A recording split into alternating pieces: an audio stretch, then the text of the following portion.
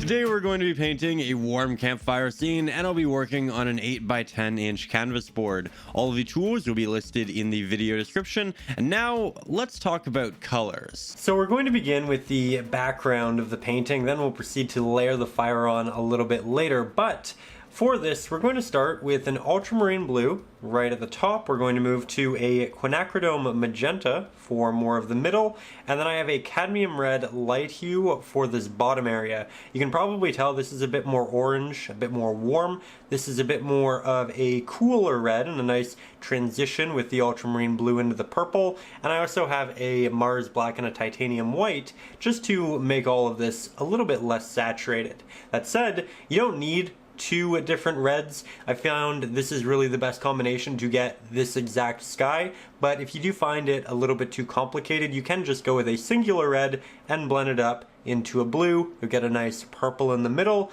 and with that, let's jump into it. As for brushes, I am starting off with a slightly damp 1-inch flat-headed brush, and the little bit of water will help the blending process, just make it a bit easier. But with that, if you would like help with the drawing process or the color matching, I will have the traceable as well as the reference photo up over on Patreon, where you can also now get access to my ebooks, our exclusive Facebook group, as well as an ad-free version of videos like this 1 week early. With that, let's jump into it. Have some fun and make something special together. Now we're going to begin here at the top and then work our way downwards. So we'll start by grabbing some ultramarine blue, moving that to a clean spot here on our palette.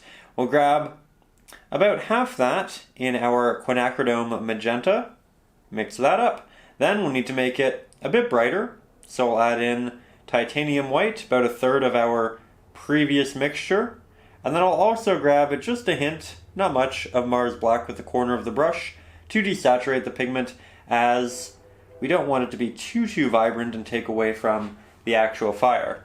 With that, we'll head up to the top, start applying that, working horizontally, and I can already tell I really like the color. If you're unsure, you can always find and print out the reference photo, but with that, now that I know that I like it a lot, I'm going to mix up significantly more. And I generally like to mix up smaller amounts, at least initially. That way I can ensure that I like what I'm working with. And then once I have it, I commit to the larger mixtures. Though I am going to brighten this one up just a little bit, and that is even better.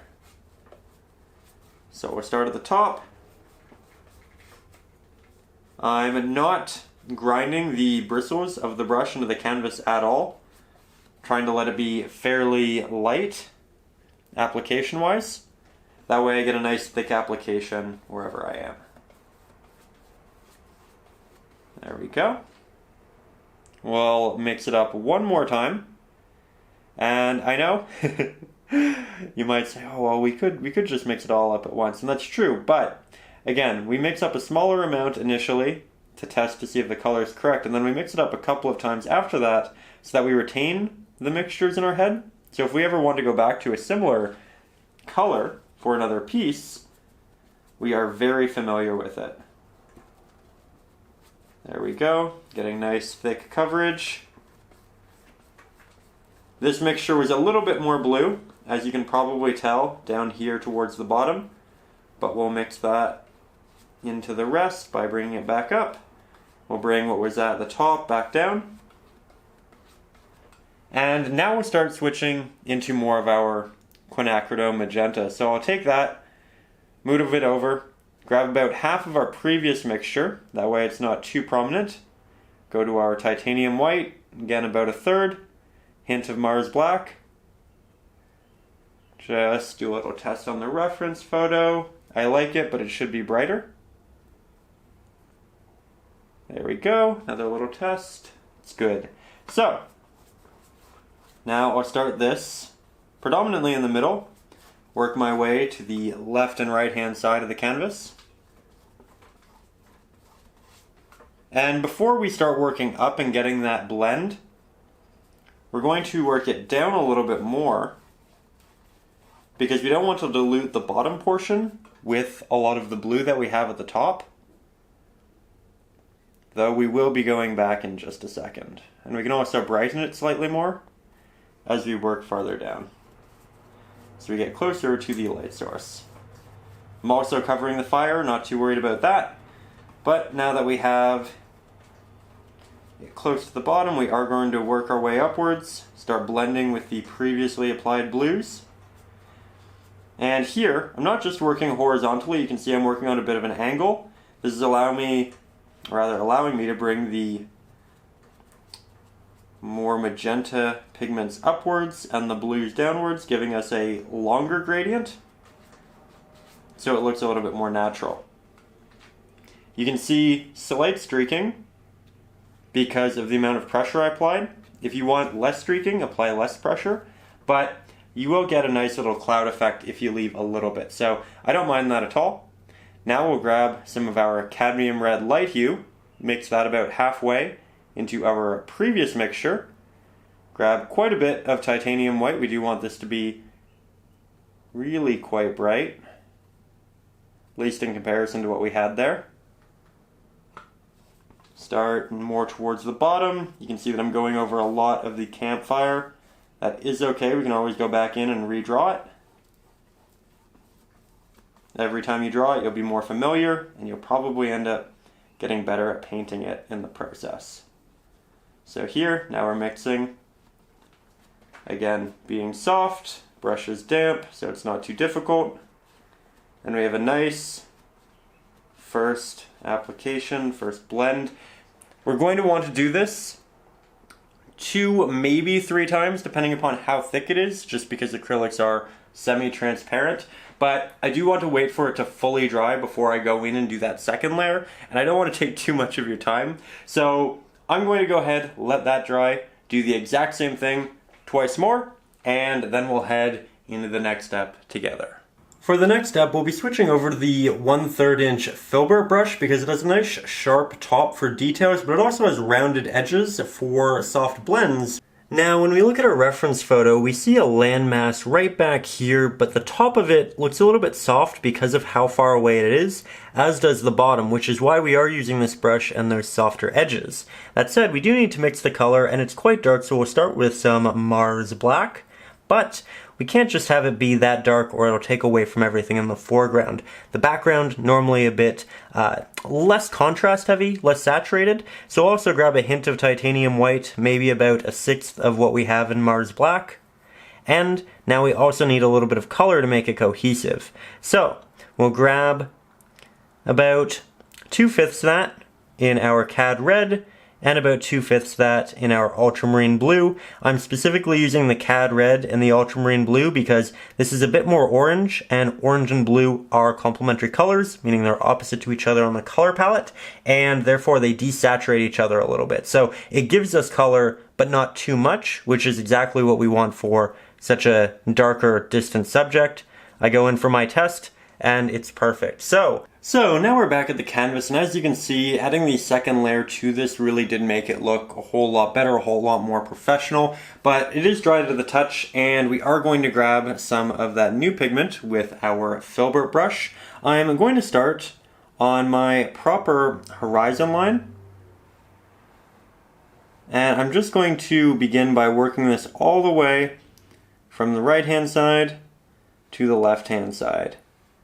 Do have a couple of logs we can avoid, but I'd rather go over them a little bit than miss portions of the edges. So we'll start with this. I'm also not making one elongated line because often doing lots of little taps like this will render something a whole lot more natural looking, and that way we don't get a larger curve. Now I'm taking a lot of that pigment off my brush, grabbing a bit more water. We'll mix a little bit farther out, and you can tell just how transparent it is. That's because of the water thinning it. We can use that edge of our brush to blend up a little bit. We do want as soft as a transition upwards as we can get. And you can even go back in with more of the pink if you still have a bit on your palette. You can see the first pass here is a little bit granular, but it's the right idea. It's the fact that this is very opaque in the middle, and then it gets more and more thin as you work your way upwards. I'm really starting to run out of paint on my brush, which is actually quite useful here. So I'm just going back and forth really lightly, moving up in the canvas.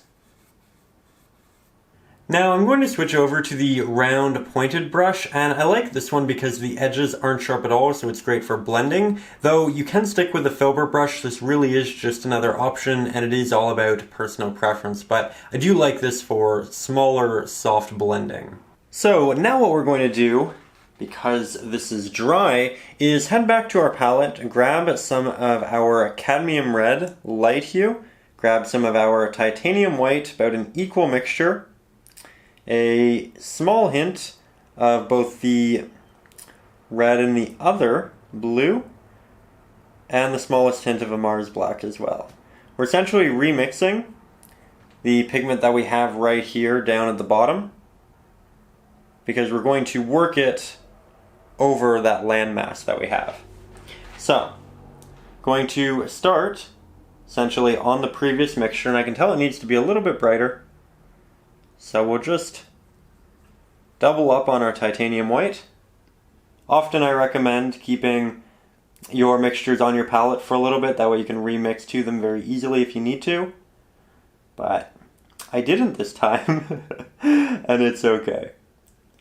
With that, I'm starting on the sky, and then I'm slowly working my way down on top of that darker mixture. Relieving pressure, my brush is quite damp, so as I move down, it gets softer and softer. And you can see the difference between that hard edge and that now softer edge. We'll go to the other side. Just like this. Again, I like to do it in multiple strokes and taps. Make that quite soft. We'll allow it to dissipate as we work our way downwards. There we go. But while this is all still wet, ideally, we go back and we grab some of that darker pigment. We apply that in the middle, and then we blend up into the newly applied pinkish red. And this is generally the best way of going about getting a really soft blend once your initial color is dry. We essentially go back with both of them until we get something nice and soft. So now here we have the process from a little bit closer up. As you can see, we just blend the darker pigment back up into the now wet, more pink pigment. We get that nice blend. And if you go a little bit too far up with the darker pigment, you can always clean your brush or switch to a new one, then go back in with the pinkish red and work your way back down again. So it really is just patience and a little bit of trial and error. There we go, that's really nice. There's a clean, soft transition. Go back over here, do the same. We have it kind of dipping in towards the center. That is intentional, acts as a very subconscious leading line, moving the eye in towards the fire. Really like that. And then I'll also just go back up to the top with the pinks and just do a little more softening. This again is also something that can be done in multiple layers, but once you get it and you like the look of it, don't feel the need to do a third or a fourth layer after, because it can be a little bit tricky, and sometimes it's best to just know when to leave it alone and be happy with it, how it works. That said, this is a little bit too hard for me, so I'm going to, too hard of a line, and not too hard to work on, so I'm going to let it dry a little bit more, and while I do that, I'll mix up more of that nice pink. I think we're a little bit higher up. I'm going about half and half with the Cad Red and the Magenta. Then I'll also grab about an equal amount of titanium white. Just like that. get a good mix so there aren't some areas that are a little bit more white or red. Go back into the sky. Go back in for that blend. There we go. See how we took out that harsh edge? And now we're going in with a softer blend as we move downwards. Also, if you find you really have a tricky time with this, you don't need the soft blend in the background. It'll create a little bit more depth for you, but it also isn't necessary. There we are. Now we need to work on the water right back here. So we'll stick with the 1-inch flat-headed brush because it is great for mixing. We'll start with quite a bit of our magenta. We'll grab about half that in the Cad Red light hue. We'll grab half that in the Ultramarine blue. Mix those up quite thoroughly. Grab about a third of it in Mars Black. And then about a third of it in Titanium White. And here, as you can see, we have a nice darker purple, but it definitely needs to be more red. So we'll go back to the Cad Red light hue. Going to double up on that amount. And I think it still needs to be a bit more bright and desaturated. So we'll add in about a fifth that Titanium White. And that looks really, really nice. But towards the edges, it's a little bit darker and a little bit more blue, so we'll just move that out, grab some extra Ultramarine blue, work that in there, and a little bit more Mars Black for the real edging. Now we have 3 different colors, which will transition really nicely into each other. So we're going to start off here by grabbing the lightest of the 3 pigments. We'll begin in the middle area of the water. We'll go right between our 2 logs. Again, it's better to go over them a little bit than not get the edging enough. And then we'll head over to this side and continue doing the same, just blending off to the left. That said, as we move upwards, I do want a bit of a softer blend between this and the land, so I'm going to wait until the majority of the paint is off my brush, and I'll just keep working it out until we get to a good balance, and I can just do this. Working it up very, very softly, not much paint, just a bit of a damp brush, and if it again looks a little chalky, you can see the tooth of the canvas, you can always do what we just did with the sky in a minute. But so far so good, I like that. We'll go over to one of our darker mixtures, and I think we'll probably have to add a little bit more blue into that, just because we had so much paint right next to it, diluting it. We'll work that on our edges and down towards the bottom. And we'll also start blending it into the center, but predominantly at the bottom and the top, leaving the middle area to be a bit brighter. And it's important to recognize that we aren't going to get exactly the color that we have on our palette. We're going to get a mix of that and what we have on our canvas because they are going to blend together. So through this process, you may need to darken up the side colors a little bit. But we do want a nice blend, and I'll even apply it a little bit at the bottom here and work it upwards. That said, I think we can also brighten the middle a little bit because we've diluted it. Grab a bit more of our pink, a bit more of our titanium white. We can leave some brush strokes in. Won't be a bad look. It is water. Might be able to see a little bit of movement. There we go. But I am softening all of the edges by working over it quite delicately.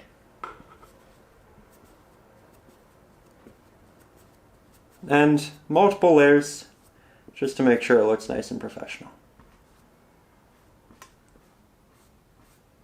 That said, we should probably let it dry, and if you feel like you need a little bit more, you can always go back in and add it. Now, the next step is really quite simple. We're just going to block in all of the areas in here which aren't the actual logs with the 1-inch flat-headed brush and some really dark pigment. So I'll start by grabbing quite a lot of my Mars Black. We'll grab about 1/5 of that in our Cad Red, grab about 1/9 of it in Titanium White. That way it still has a bit of a warmer hue to it, and it feels cohesive. It's not just a purely dark pigment, it's a bit more natural, fits in with everything else that we've done.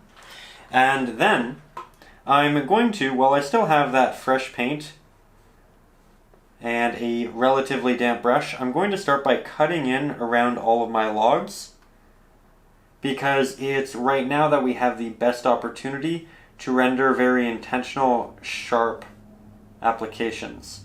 And when I start to run out of this pigment, that is when I will move in to all of the negative space and start filling that in as well. That said, I really don't want to do the top edging here now that I have started to run out of pigment, so I'm going to leave that for now, and we will come back to it relatively shortly. We do want to get to it before that area starts to dry, but I'm also going to go over all of the rocks in the true foreground as well.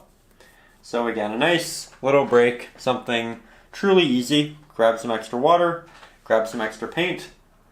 I'm going to look over at the reference photo, just make sure that these are in the proper positions. Get that nice edge. And much like so many of our other layers, this is something you're probably going to want to do a couple of times, just to build it up and make sure it looks nice and full. We'll be doing our logs once we're done all of the sand and the rocks. There we are. And again, frequently going back, grabbing more water,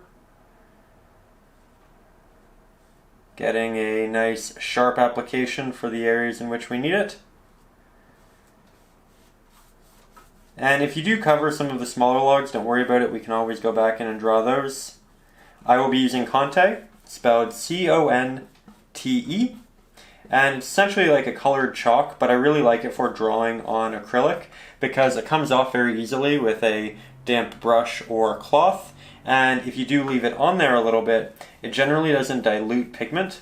So if you use a pencil, charcoal, graphite, anything like that, and then you work a yellow or a more delicate pigment over top of it, generally it ends up impacting the final color, making it look a bit more dirty, a bit more muddy, and we can easily avoid that by using Conte, but we'll go over that a little bit later.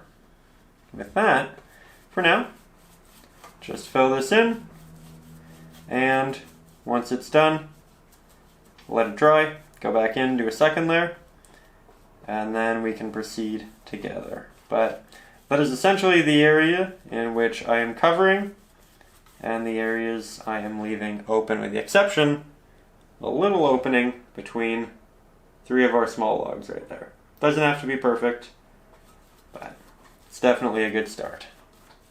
So here we have an example of Conte, and as you can see, it's essentially smaller sticks of almost chalk. Comes in a wide variety of colors, so you can allocate different colors to different subjects, and I like this again because you can essentially wash it off the canvas once the canvas is dry, and you don't have to worry about diluting your pigments.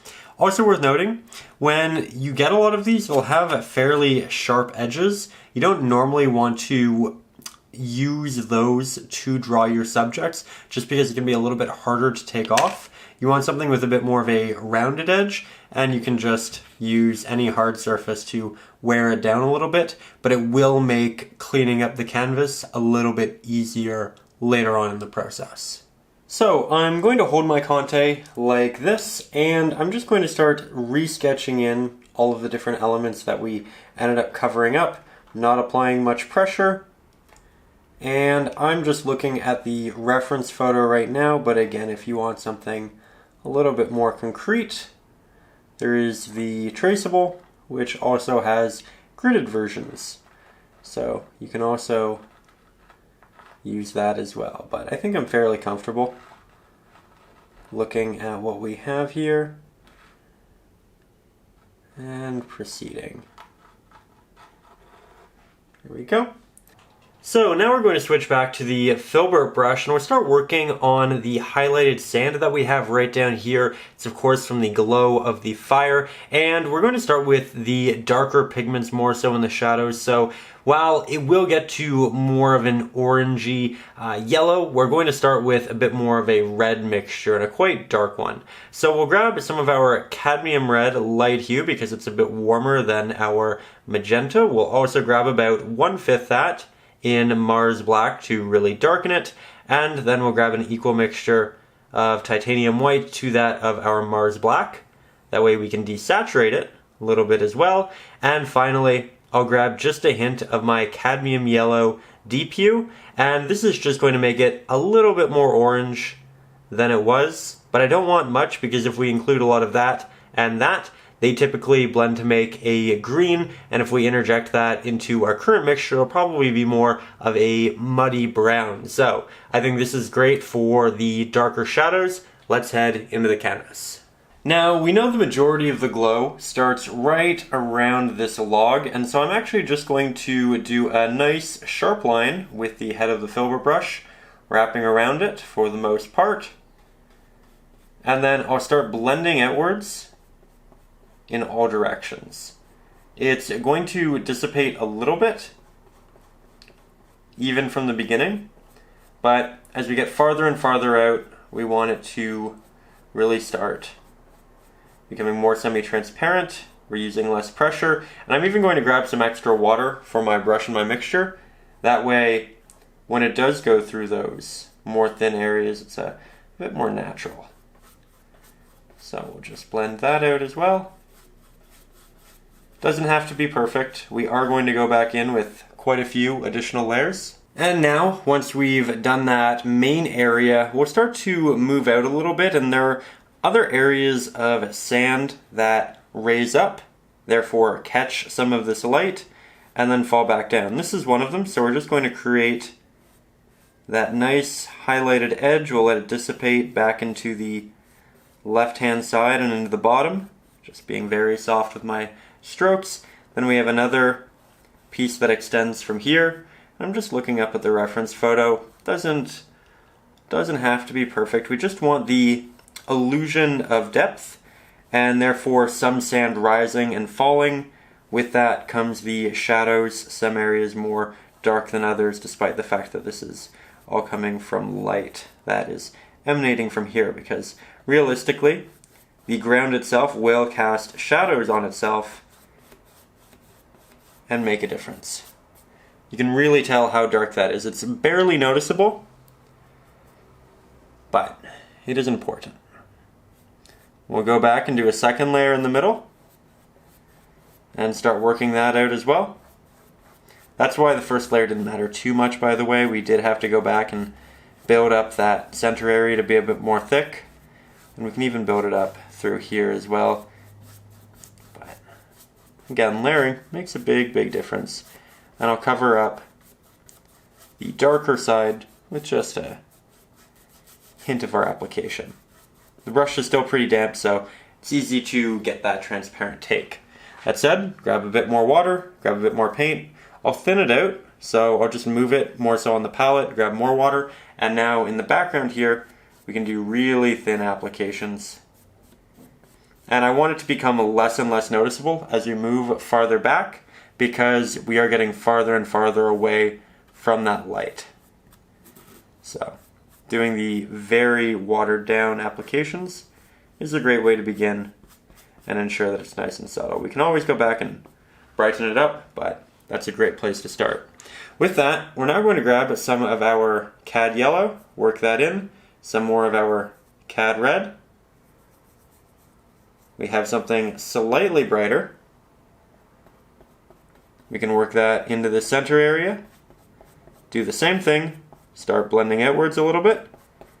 And we will get into some texture fairly soon, but I really wanted to start with a solid base to work on top of. Grab a bit more. There we go. That's quite nice.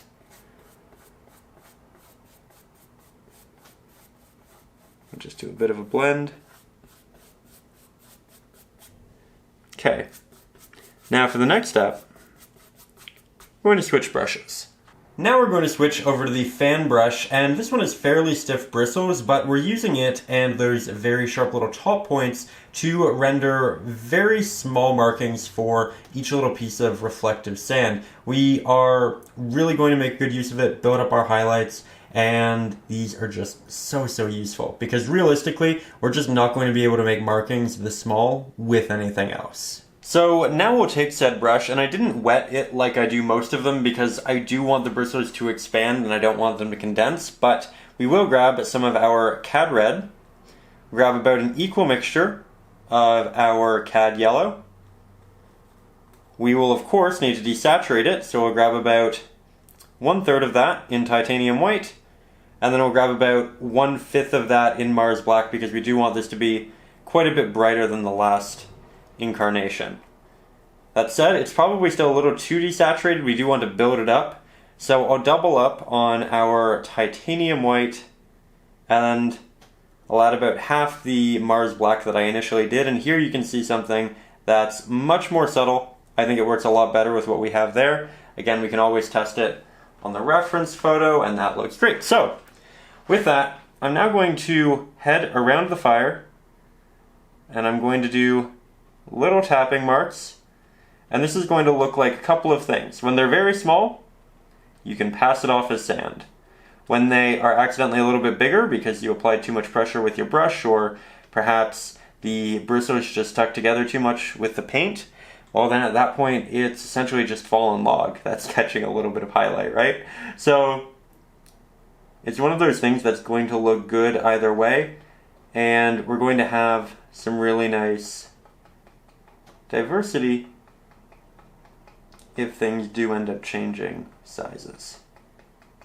Probably going to sound a little distracted as I work through this, just because it is something that I want to consistently think about as I apply it. I'm kind of saying, okay, what area needs more? What area do we want to leave open? And the darker areas, I'm definitely going to leave more open.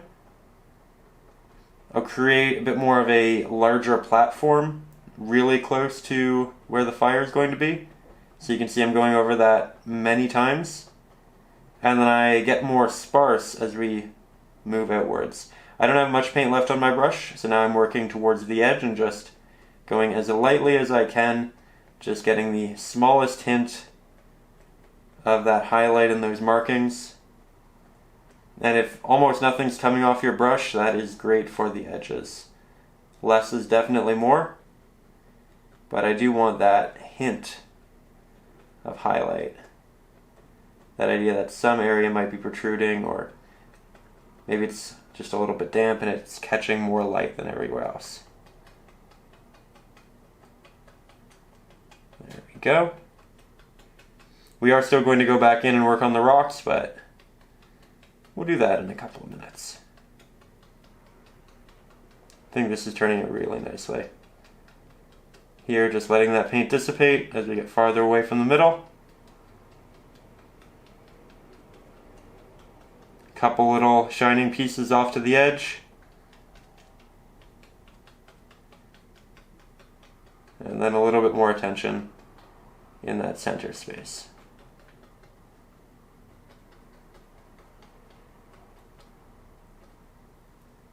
There we go. Now we'll be switching to the smaller liner brush here, and this is going to be fantastic for a lot of our sharper details, which are pieces of the log that have fallen off. So let's head back to the palette and do just that. So now we can start working on some of these smaller logs by taking the initial pigment that we used at the bottom here, and we're going to create a lot of little markings, some of them elongated, some of them are more shaped, and we're essentially going to try to leave a little almost black line in between all of it as if it's a maze. Now this is going to give us something that looks like a log, wood, which is continuously burnt through and splitting. So lots of little taps, and I generally advise going in with as many markings as you can to begin with, and then you can start connecting them later if you feel you need to. So smaller markings are generally ideal, and then you can go for added complexities, longer strokes, once you feel like you have an idea of where it needs to go, right? And it's also something you want to save just in case you're a little bit too repetitive with the taps and drags, because you'll have an opportunity to edit it in a fairly large way after that point. So we'll start with just some of those, then we'll switch over to the brighter mixture, head back in, do some taps, a lot of it's along the top, doing some connecting there. And from up close, it's going to look a little ambiguous, but when we step away, that's when it'll start to look really nice, especially when we have it in context with everything else. It's just one of those pieces where you kind of need to trust the process, and you'll see me do it here. Hopefully that inspires you and gives you some confidence in your rendering for when you go off to work on it as well. But that's a big part of acrylic painting, just doing those less aesthetic base layers to then build up to something that's really beautiful. But you really do need to trust the process, and eventually we do get there. Just looking up the reference photo for the general idea of it, but of course you can copy it more so. There we go. So far so good. It's more distinct visually than what we have going on here because it has the contrast of the darker movements in between. Yeah. And again, it'll look great once we have those.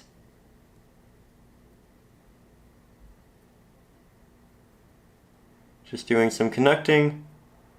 Going for a general movement down here, act as a bit of a leading line up into the other logs. Always thinking about that.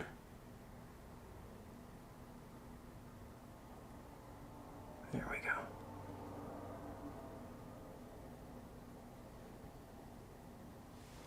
So, with that, we're going to take another step back and continue playing. So, now, we're going to go back to that darker pigment, and we can find some extra little areas out to the sides that maybe have a little piece here or there that's broken off, flown away. There we go. Grab our highlights. Go in for some of those nice little markings. This is going to give us added form, a little bit more interest, because right now we have two different subjects, and this one's going to balance them a little bit visually. I think that already looks a whole lot better. There we go. Can add little highlights of light to the back as well. Once I've almost run out of paint and I'm working with a very watery mixture, just finding the edges of rocks that would be facing the fire.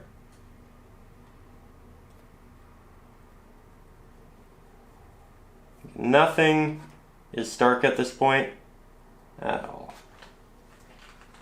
Okay, now grab a little bit more of that darker pigment. We'll do it on this side. Have more paint than I'd like, so I'm actually going to take that off, go back to the water. And now we can just do a little bit of a blend.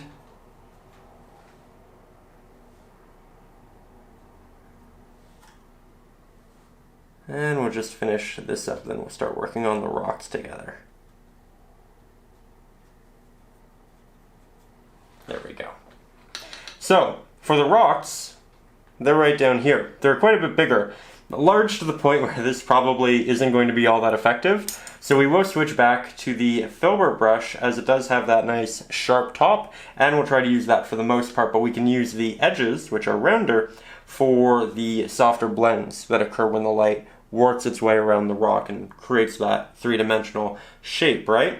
So yet again, we definitely need more of that darker pigment. Start with some of our Cad Red, a little bit of Mars Black, a little bit of Titanium White. Definitely need more of that red. And I'm leaving some of the initial mixture off to the edge so I know exactly what I'm mixing to.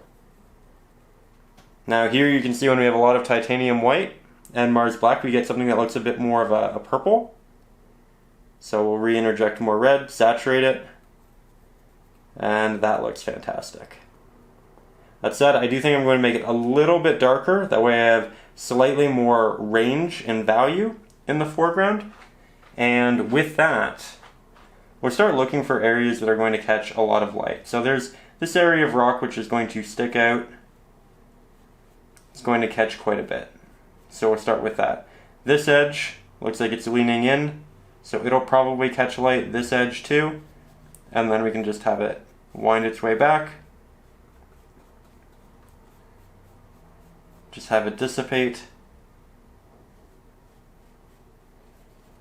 over here as well.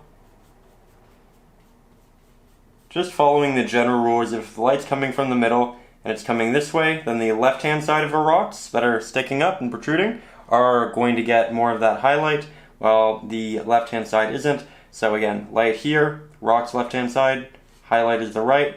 On the other side, works the opposite way. So the light is hitting the left-hand side and the right-hand side of the rock isn't getting any light. So just pretty easy rules to work with in general. And then we just work it back and make it look nice.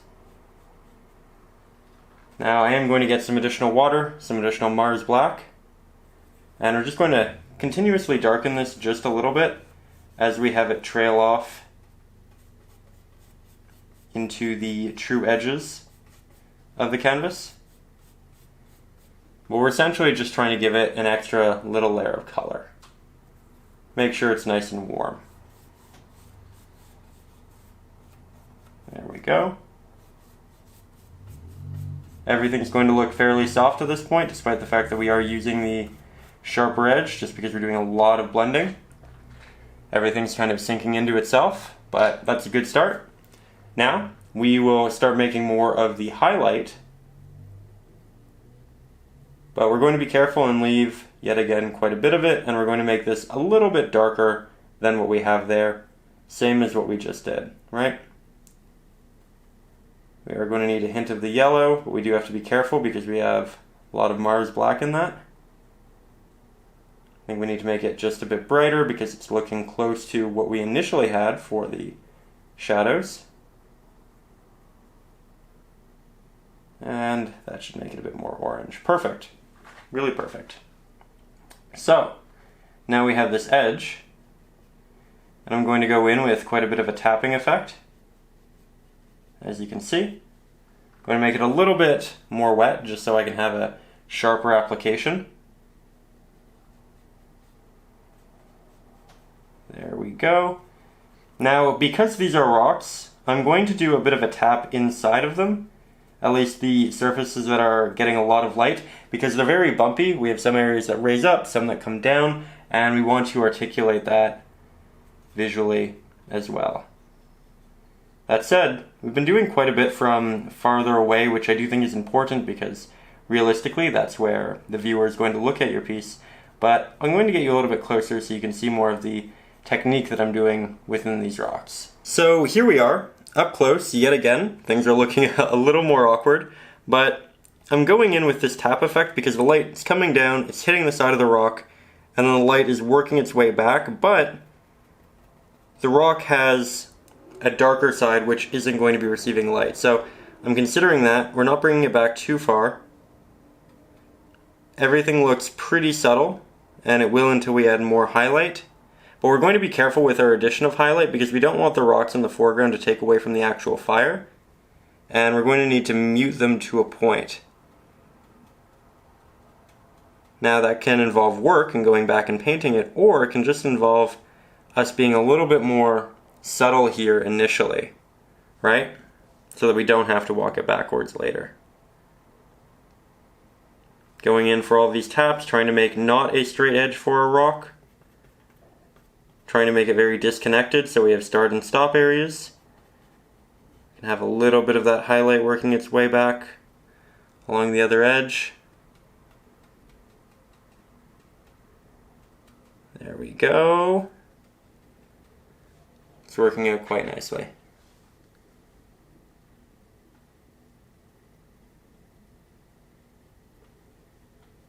Okay.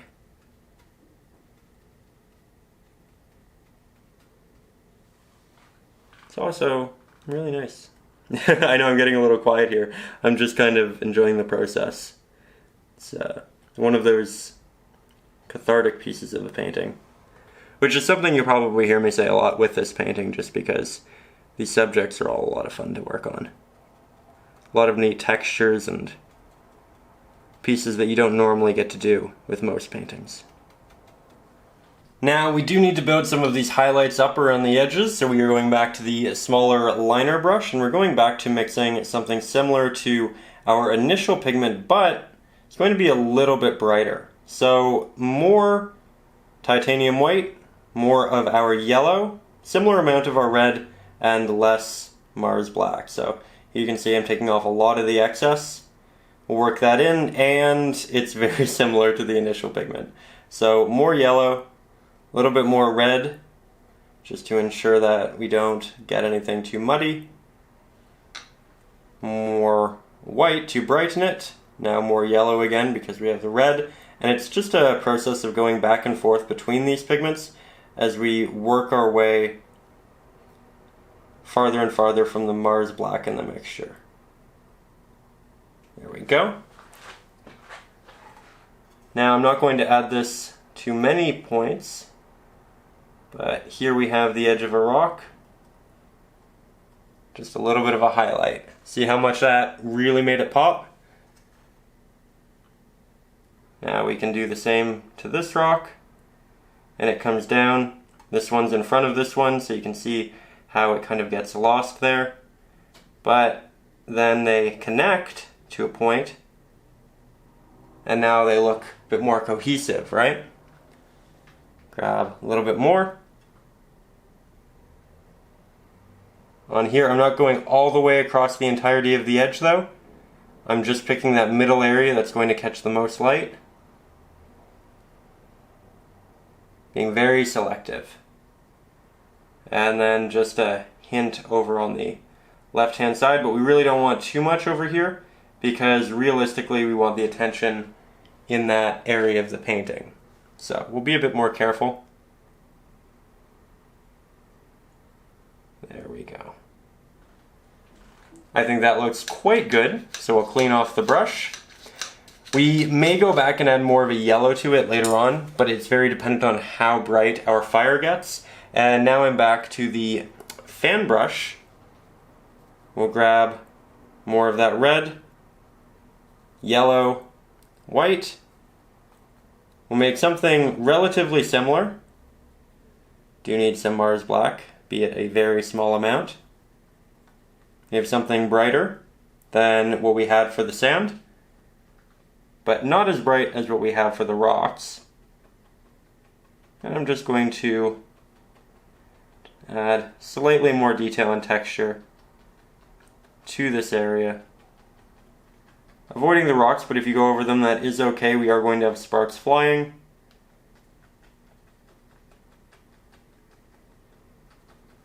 And it won't look unnatural in the end. It's also easy to go back and clean up if you want to.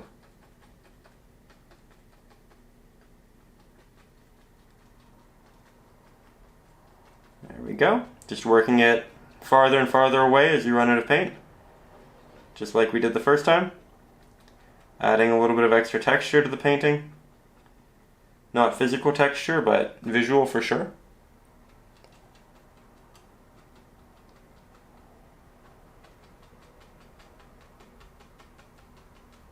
There we are. Much better. Now we're going to take a bit of a step back here, switch to the 1-inch flat-headed brush, grab a good amount of our Cad Red. We'll grab about 3 times that, Mars Black and add a hint of titanium white yet again to desaturate. Then we'll have some fun filling in all of the little logs that we have throughout here that have fallen. Now, this is a very important subject. It is our main subject, so we do want to go in and do multiple layers, make sure that it's nice and thick. But with that, we're still not going to drag it out too far on the actual canvas. Still want it to be as good as it can be for the first iteration. So we'll use the sharp edges to work around all of our logs. And then once we feel like we don't have a lot of control because we've run out of pigment or the brush simply gets too dry, we'll just work into the middle area right here. And I'm going to work on each individual log and follow its general movements with my strokes. And it's very intentional so that I have a better idea later on, provided I can still see some of the strokes of where certain logs start and end, because we do have 4 of them in this general vicinity. So we'll just work on that. That's 1. And I'll get you a little bit closer as we work on the next 2. Now, up close, you can really see just how semi-transparent a lot of this is because of the water that was also on the brush. That, again, is why we do the multiple layers. And if you find it's too much like that, you can always just add more actual paint to your mixture, or let your brush dry and then proceed from there. But I personally feel like with the first layer, doing it a bit more thin really isn't an issue. Kind of forces you to do the second or third layer and not get lazy, which is a good thing. So we'll block in the second one, started on the edges, moved into the body, grab some extra water, maybe add a little bit more paint. I am trying to pick up quite a bit because our subjects are rather large here. Working on that edge, not making one elongated stroke, but instead lots.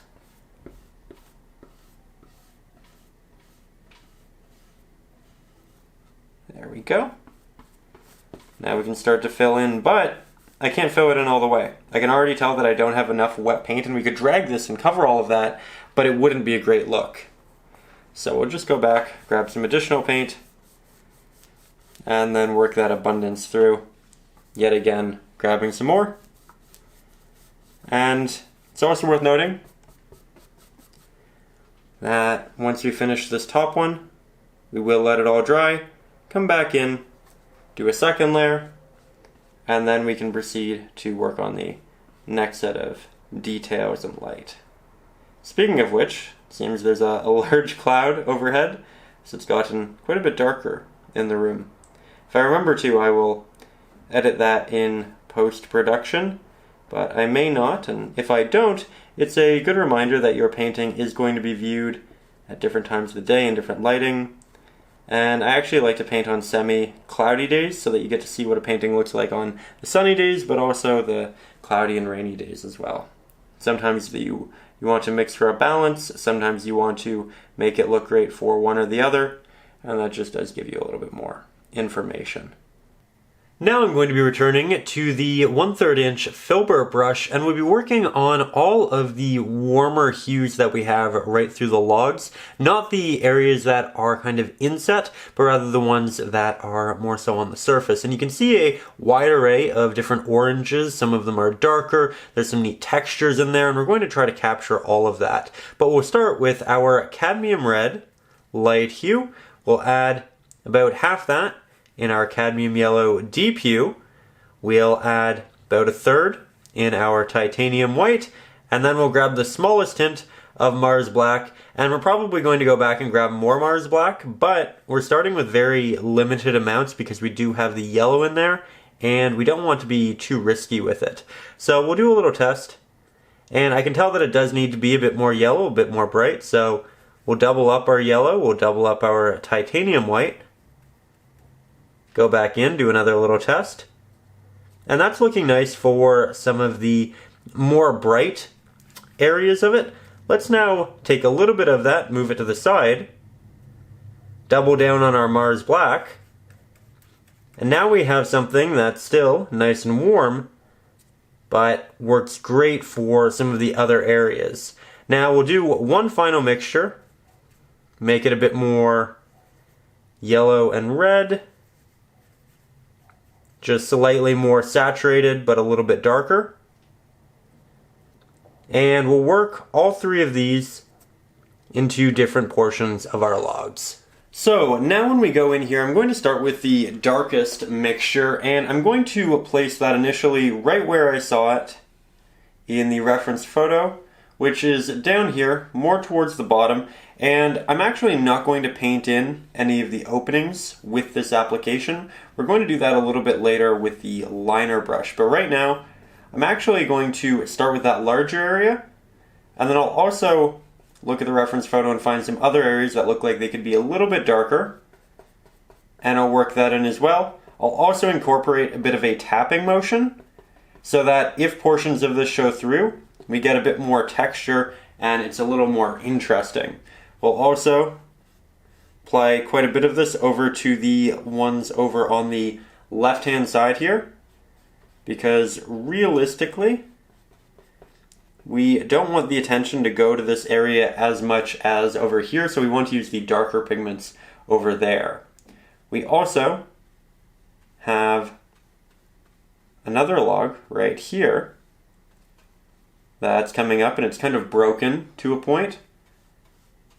So we'll incorporate that, just like that. And I'm going to save this one and this one because I only want to work on a couple at a time, just so we don't kind of get overwhelmed. Now I'm grabbing the middle orange, just like so. And when I do brush strokes, and I intend to keep them, I'm trying to move them more like this, so that the bottom area, I'll do a little line for you so you can see, feels like that. So we have some definitive shape here in the log. It's not perfectly round, and it moves down with a little bit of an arch. Again, this is very imperfect, and that is exactly how it's meant to be. I'm running out of paint on my brush, so I'm just going over areas very softly. It's giving me this semi-transparent look, and normally we don't like it when it's a little bit rough when we run out of water, but that's actually very beneficial here. I know you're probably looking at it and you're thinking, oh no, what are you doing? You're ruining it. But I can assure you, we are moving in the right direction. Now I'm grabbing the brighter highlight, and we'll do a little bit of it over here. Not too much though. There we go. And we'll just apply this to the areas that are receiving the most light, probably very close to flame or where flame is coming out of. There we go. Just going to grab a little bit of water, going to go back to the darker spot, grab a hint more Mars Black, and we'll just finish off the openings that we left previously. There we go. Go back over here, do the same. I'm actually really excited to show you how this turns out. Definitely going to make it look really nice. And not too long.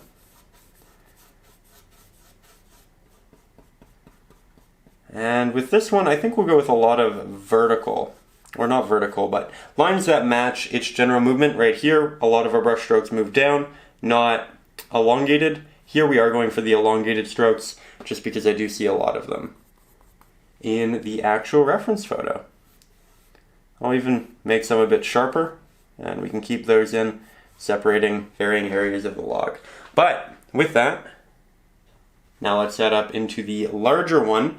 I think we will start with the darker pigment, as we generally tend to do. Need to mix up a bit more of it though. I always try to leave a little bit off to the side so that I can see exactly what I'm mixing to.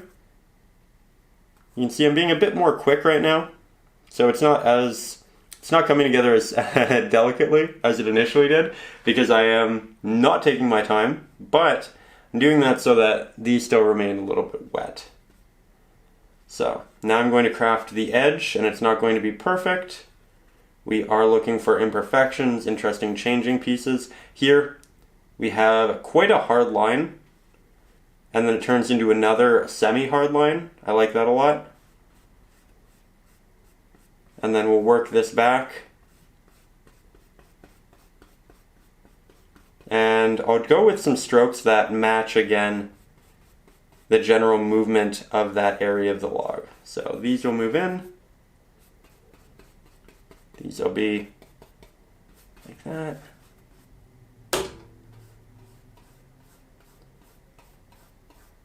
Not going to do too much to the back one. If you kind of overlap here, don't worry about it. We will be going back in and cleaning up all of our edges. Now we'll go with the second brightest pigment, or darkest rather. Go in with some taps, follow those general motions. There we go.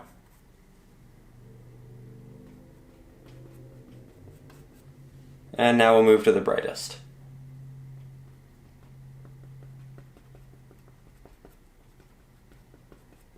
Lots of varying strokes, lots of taps. It's really the goal of texture, right? And how we get there. What are the best ways of going about it? You can see that we still have this implied separation.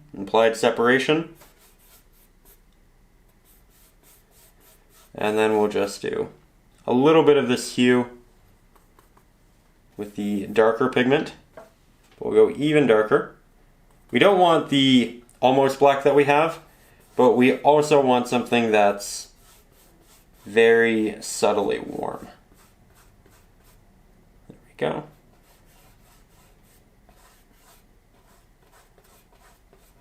Much better. You can even go back and touch up a little bit of that. But I do want it to look a little more nebulous right in there. Just adding texture. But with that, let's move on to our next round of texture.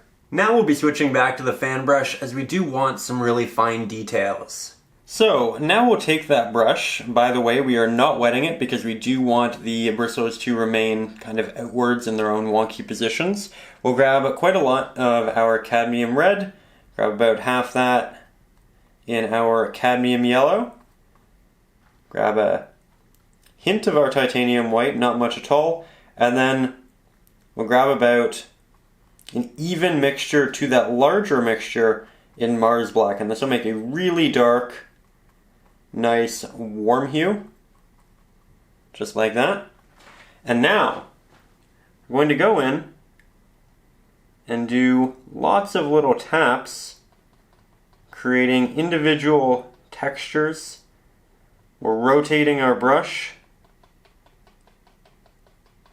And by the way, yet again, this is not the final step. It will look a whole lot better, but this is a really important step in making sure that it looks as detailed as it should in the ending stages. So, here we go. We're going to add more to the areas that we feel should be darker. We can be very loose, and if you find that you're getting a very similar tap or you're accidentally venturing into the same aesthetic over and over, try holding your brush farther back, stand farther back, and then continue to proceed. That genuinely will make it a lot more randomized. It'll be a lot harder, but that is the point. It kind of takes our control away from us and lets the paint be applied in a bit more of a natural way. We always do want that nice randomized effect. And if you feel like you cover it a little bit too much, you feel like you lose a lot of that brightness, that also is alright, because we will be going back in with some highlights later. Or at least we have the opportunity to. We don't have to, but there will be a good place in the painting to do so. And I'm really just letting the paint run out. on my brush, getting these less dominant markings. I'm also applying this into the shadows as well, because there's a chance that the value in the hue will be a little bit different. And I want that opportunity to just add the very subtle details as well. But as you can see, we're still just going. We still haven't gone back and grabbed more paint. When the brush is this inconsistent as are your taps, you can really go the distance with it. There we go. Everything's starting to look a little fuzzy, but we will add proper form to it again very soon. And you can also take this and work it down into some of the darker areas if you'd like. Don't have to, but it is an option. Making the build up to this area a little more dramatic by going around the edges. And then just splashing in a little bit of that darker pigment into the bright for a higher contrast, make it pop a bit more. Really nice. Really, really nice. With that though, I'm very happy with our general textures. Do a bit over here, maybe a bit more on the rock. It's just so versatile. We really do want to avoid the water and the sky though. And with that, I am going to clean this brush after I do a little bit more in the shadows. And then we'll move on to some of the real details. Now we'll be switching back to our smaller liner brush, and we'll be working on all of these nice little crevices that you can see within the wood, and that's what's going to make it look great. So with that, we are going to grab some of our cadmium red, about half that in the yellow, and then about an even mixture in Mars Black, and that should render a very similar pigment to what we just had, and if that's still wet, you can also just grab from that. But with that, let's head back into the canvas. So we'll start by making sure that our brush is nice and damp, that way we can get very clean lines. And now I'm going to look for some of the pre-existing little movements that we've already created with the fan brush. Here you can see there's a little bit of a line, so I'm actually going to further pronounce that and create an opening there, and I can see that there's a bit of a change here, so I'll continue with that, and now we'll block it off into something that looks a little bit more like a classic shape, right? I'm going to do this from a bit of a distance, at least initially, just so I can get the general sizing right for these shapes, and then I'll get you a lot closer and we can talk about the details. So, we want each of these to look different, right? That's important. We want to continue with the general movements that we were already working with in our brush strokes. And just because a lot of them are initially going to be rectangular doesn't mean that they all have to be.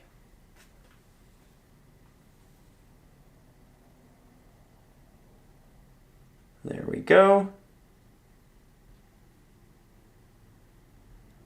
I'm getting a little bit more loose with it, and I'm going to start holding my brush from a bit farther back because I can tell that I innately want to do very similar things, and that is what we want to avoid. Now, the brush being as damp as it is probably going to make a lot of these strokes semi-transparent, and that means you will have to go back in and do a second layer, but that's all part of the normal process. And if you don't love one of your lines, and it's very wet, you don't really have to commit to it, because it won't be hyper noticeable anyway. We'll do a bit of a break in the log right here. That's a nice effect. But I think we have a good idea for the general movements. And with that, let's get you a little bit closer. So now that we're up close, we can really see all of that gorgeous detail, and you can see a little bit of a movement going in here that was created by the brush strokes and the fan brush. It was a nice little coincidence. So I'm going to do a rounded motion to create the idea that, you know, this does have a bit of an edge here. And then I'll work my way in, ends up connecting to that line. And then maybe we'll break it in half because it's rather large. And we'll create a larger divot just because we haven't had one for a little while. Then, I don't want to continue from this line because you can see that meets there. We'll move to the middle point between these two. Have this extend. And then, you know what, I think I'm going to bring it back down here before we get far enough to the point where it would meet that spot. Though the issue with what we're currently doing is it's getting very blocky, right? We have a bunch of smaller rectangles. So what I'm going to do is I'm going to now create a really different shape. And I'm just looking up at the reference photo, and occasionally you get these. They're not hyper common, but they're a great way of just adding that diversity. There we go. And we'll just bring that in. Grab more of the pigment. You can also really change how prominent your strokes are by the amount of pressure you apply with your brush. If you apply a lot of pressure, the bristles expand as they get pressed in. If you apply a smaller amount of pressure, you get a much softer, smaller stroke. And here you can see this natural line kind of ends, and I'm going to end this general movement with it. So I'm no longer going to think about that right there.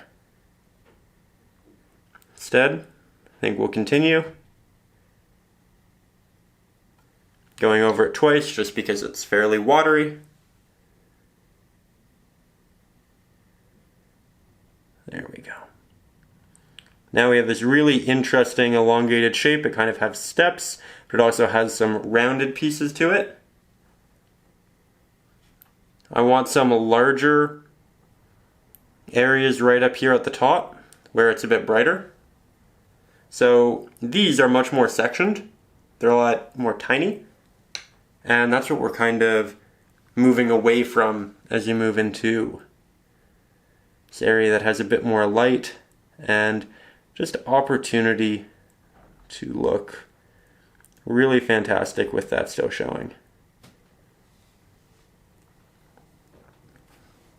There we go. We'll just continue building this out. That said, we are very close to the canvas, and it's easy to kind of get lost in the details and, really enjoy this area, but then forget how it connects with this one. So do make sure that you're taking those steps back, taking little breaks and ensuring that it's all progressing the way you want it to. There we go. Down into the darker area again, so I'm making them a bit smaller.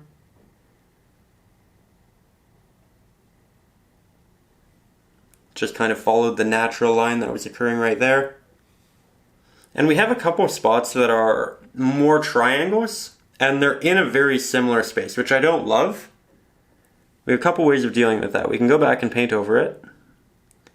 We can incorporate more rectangles and see if that kind of balances it, and that's going to be my first shot at it.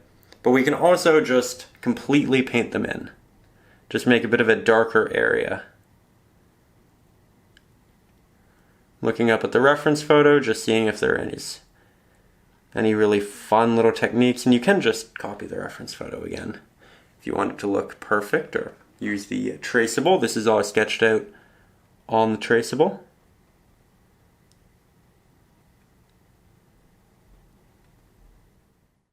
Now, unfortunately, we had some technical audio difficulties as there was quite a bit of lawn mowing going on in the background. So I'm going to do a bit of a dub here for the next 10 or so minutes, but we have really done quite a lot with all of this cutting into the wood. I think that as we progressively move farther back, it looks more natural, and it's definitely a subject that does look more natural the more you go ahead and do it.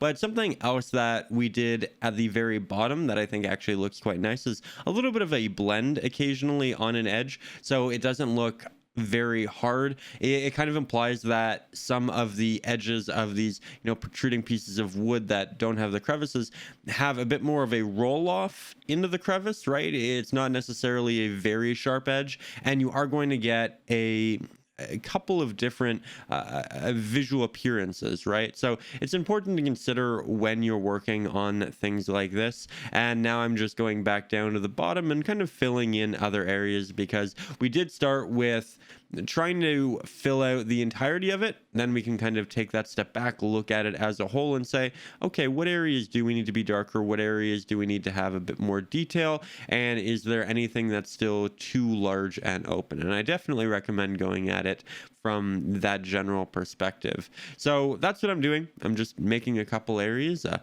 little bit bigger. But while we're here, I would like to say a big thank you to everybody who's watching, who's tuning in for these. I love doing these fire lessons, and it's always nice to see the community so excited about them. So thank you for being here. Also, big thank you to everybody up over on Patreon who is directly supporting the channel, making lessons like this happen. I say it in every episode. I'm going to continue saying it every episode, but you make these happen. There's no better way of putting it. I couldn't do them without you and your support. So thank you for directly supporting the channel and just doing what you do. I hope you I hope you find the traceable and the reference photo very useful for this. Here you can see that I am continuing to cut out entire areas, but we can actually go back and paint over them with a new layer of the highlight. So we can kind of restructure it fully if we'd like to. But I'd also like to note, if you are new to the channel, it is your first time here and you're really enjoying the video, you want to say thank you, you want to support it, but you also just want all of the different rewards like the traceables, the reference photos, the Facebook group, the ebooks, watching these a week early, ad-free, all of that good stuff. You can check out the Patreon in the description. It's always very much appreciated. If you can't do it, absolutely no worries, totally understand. But if you can and you enjoy what you're seeing, you'd like to see more, then please feel welcome to do that. That said, here you can see that I'm working with a slightly different orange when I go back in and fill in those darker areas. We kind of made some negative space and now we're playing with that. I actually really like that we have a slightly different orange, and we do interject different oranges into these later via a tapping effect with the liner brush. So this is really just getting us started and adding an extra level of diversity, which definitely does help the painting, especially as we get into the areas where we have the fire, because we start to cover up a fair portion of it, and the areas that are left, you really want to shine and be something special. So with that, I really like the diversity, and I definitely recommend, if you don't love an area, just cover it up with that darker base layer, come back in and you can repaint all of the brighter details in the areas that are a bit more lifted. That said, audio should be back in just a second. Now that we have our good audio again, we're going to take a bit of a break from the larger area and we'll head into these smaller pieces yet again. I'm going to be looking for natural little changes that occurred throughout the brushstroke process and the fan brush process. So I can see a bit of a line there, which I definitely continued to work with. I'm not going to do as many breaks in the smaller one here, but I definitely still want it to resemble that of what we have over on the right hand side, feel cohesive. So we'll do some, but not too much. Again, looking at the areas that were already notable. And I think we're off to a good start here. We have some different movements. We'll bring that one down. Break that in half essentially. Bring that through. And now the top is fairly incomplete. We only have one stroke here. So I'm going to look and say, you know what, I don't want to continue this one up there and make essentially an H. You know what, we'll go over here. We'll put a break there. We'll put another break beside it, but we'll make it a bit more angled. And then I'm also going to add another vertical or horizontal stroke just to continue changing things. I'm also going to bring this up here and have it drop down so that it doesn't look like we're breaking it in half. It's also worth noting, I think that this right now looks a bit darker than everything else, but that's only because the paint is wet and it should look more natural in a little bit. Now we'll work on some of the other wood that's kind of fallen through here. Definitely going with the less is more approach in terms of what we're doing with the smaller ones. And you can use this in other areas to create extra elements as well. There we go. Maybe now we'll just take a hint more, and we'll actually just go in with a bit of a tap. 2 or 3 times. And by 2 or 3, apparently I mean like 10. Just an extra detail.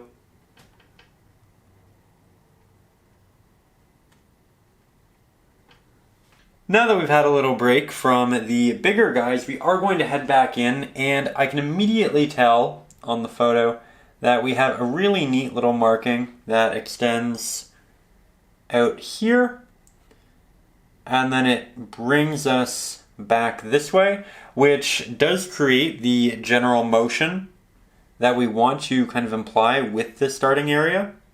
And from there, we're going to continue looking for more distinct spots, though. I do want to make my mixture a little bit darker, so we'll just add in some extra Mars Black. And now, I'm going to continue this off into the edge. We can break it up a little bit. We can add in a couple little taps. We're going to create another area that starts to move down, but it doesn't move straight down. We're following the general motion of the log, right, which is this way. So when we move down, that is what we mean. We also have a couple areas that kind of just shoot in from the top, breaking that apart. And there are a lot of really distinct, neat pieces with this top one. I like that a lot. It's definitely giving us quite a bit to work with. And I think we'll break that into another larger area. This itself is quite a large log, and the top can have some rather bigger pieces. You know, down here it was quite tiny. There, again, we were kind of constrained, but we are in a spot that really gives us a lot of option, and I love that. So, I think we'll leave the majority of that top area quite open. And this isn't in the photo, but it just kind of naturally occurred through the brush strokes. So I think I'll continue with the more prevalent line work that we have in there. Those were fairly large strokes though, a lot of pressure with the brush. So now I think we'll go back in and start managing things that are a bit subtle, a bit smaller. There we go. Diversity definitely helps, and we are doing the majority of this from the distance, from a bit farther away, just because I want to ensure that the majority of these movements work well with everything else that we've done, because we're no longer just working on a singular subject, right? We're working on a subject, but it has to work with everything else. And the best way to ensure that it does that is by working from a bit farther. That said, a little bit later in the process, I will get you closer, just as a little reintroduction to detail, but for now we're definitely starting with the most prominent movements, and the majority of this is actually going to be covered with fire, so it doesn't matter that much, at least this block, but we're still putting the time and effort in because portions of it will show through, and we want those to look as nice and clean as possible. There we are.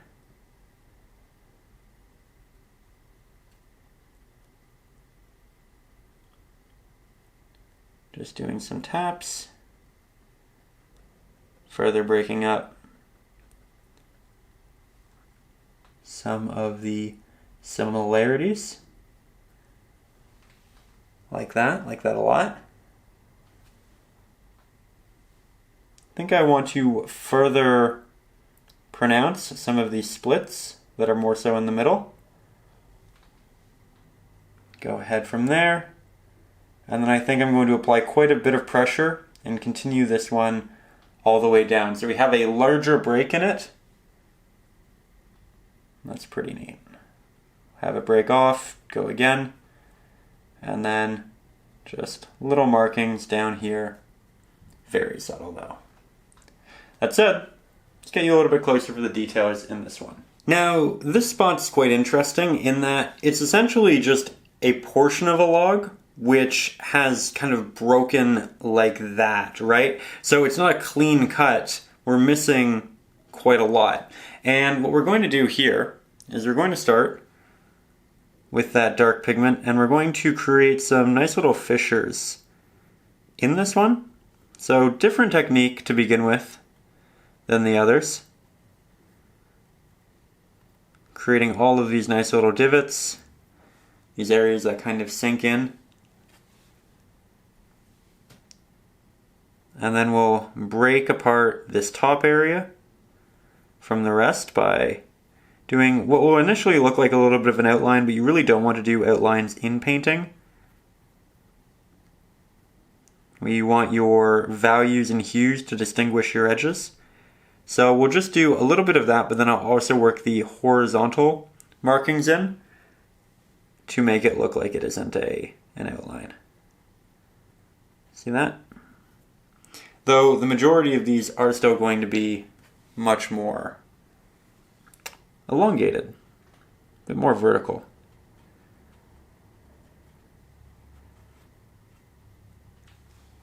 There we go. You can see that we have one piece sticking out there now. I don't have much pigment on my brush, but I can create some little separations in there. Create some up here. Like that a lot. So each little piece of the painting, each section of log can be different from the one right next to it. You just need to consider how the log is facing, how the light of the fire will hit it, and you can really create some beautiful pieces. Now, as you can see, I did go back in and just add a couple extra little divots into this one, and you can tell by where it's extremely dark because it's just wet paint at this point. It'll all even out though. That said, we are now going to grab just a little bit of this, head up into the more distant log, and we'll add in some details, though significantly less. This one is a bit farther away. We don't want it to steal a lot of attention. We're going to have a lot of fire over it, so it really isn't all that important, but for the most part I'm doing a lot of little crevices, little fissures that move in its general direction with the occasional piece that crosses over, but really quite simple here. Now, something we didn't incorporate earlier, but I do want to, is a little bit of light up here. It isn't super noticeable on the reference photo, but with that, we are going to grab some of our Cad Red, about half that in our yellow. We'll grab about a third Titanium White, and then about an equal mixture of Mars Black. We want to start with this being quite dark. We'll go in for a little test, and I'm going to go in an area where we don't have a divot, a little fissure, so I can see an area of the log here, and then I'll just work that in and maybe connect it to another. There we go. So we're still going to have those divots on the top. It'll just be a little bit different. And I'm not going to completely cover this. This is really just meant to be a very subtle added detail. Just so it doesn't look like it's completely void of any texture. So it doesn't stand out in an awkward, almost unfinished way. So, go in a little bit more yellow, red, white. Don't want it to be much brighter, but we can go just a little bit and you can slowly build this up until you get exactly what you want.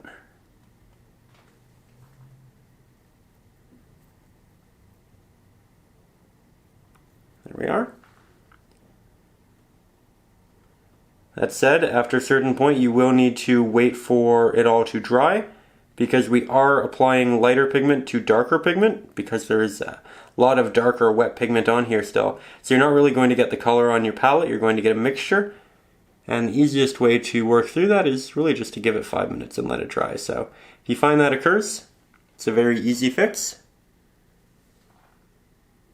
There we are. Yet again. And I think this will probably be my last highlight. Yeah, that's actually fantastic.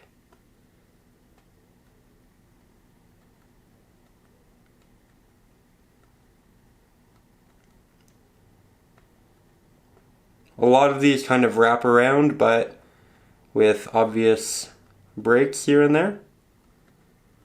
And we can also clean them up with the darker application as well. So, now head back to the Mars Black, mix that in, get a significantly darker variant, and we can just cut out some nice shapes at the top, do some little tapping, differentiate different portions, make something really nice.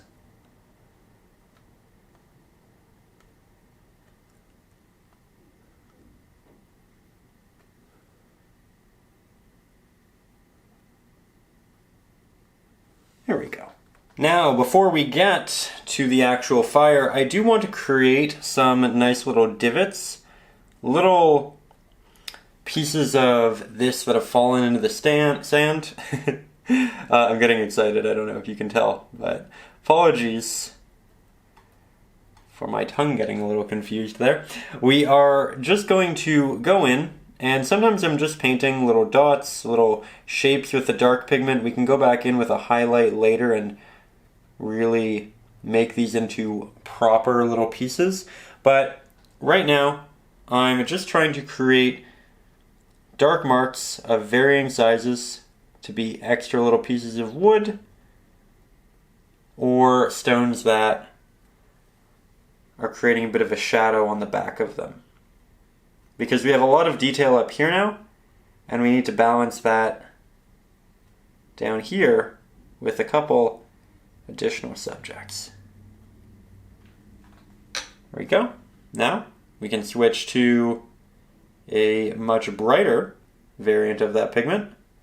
General ratio, double the cad red to cad yellow, third titanium white, we'll add a hint of our Mars black. And we can go in with a little tap, a bit of a drag. I'm not doing just a tap here for the most part because we already have all of these really small little taps. And I want these to look like their own subject. So it's very nebulous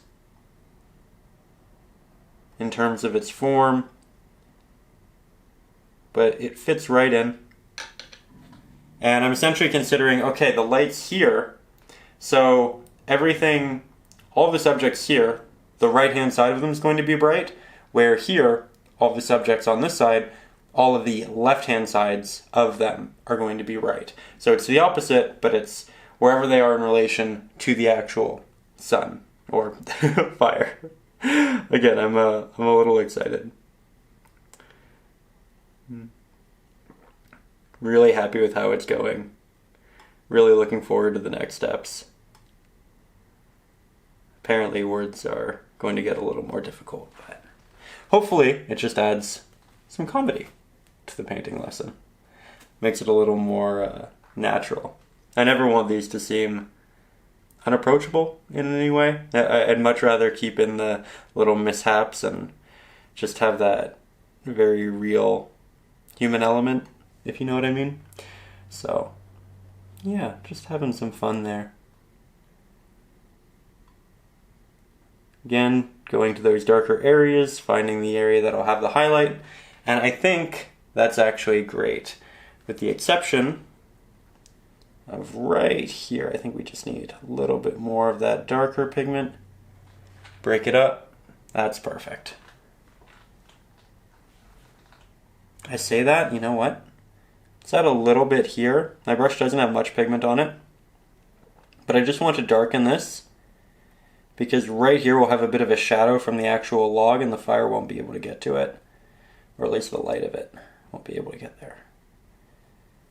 There. So now we have a bit of a shadow, this area kind of protruding out, but it will have fire very close and light.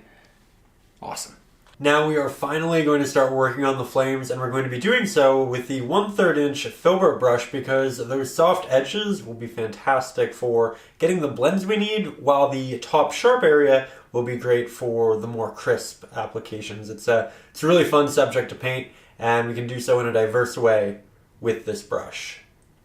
Now, when we look at the fire here, we can see that it's comprised of a lot of very different shapes, and those are different things that we're going to be rendering in multiple layers. We're going to start with this darker orange that we have. It's shown right here. You can see it at the bottom of the flame there, kind of throughout, but realistically that's going to be the base, and we're going to apply the lighter orange and then the yellow on top of that. So, we'll start with our cadmium red light hue, half that cadmium yellow, because we do still want it to be very orange based. Grab about 1/3 of that in titanium white, just like that. Smallest hint of Mars black, very minimal.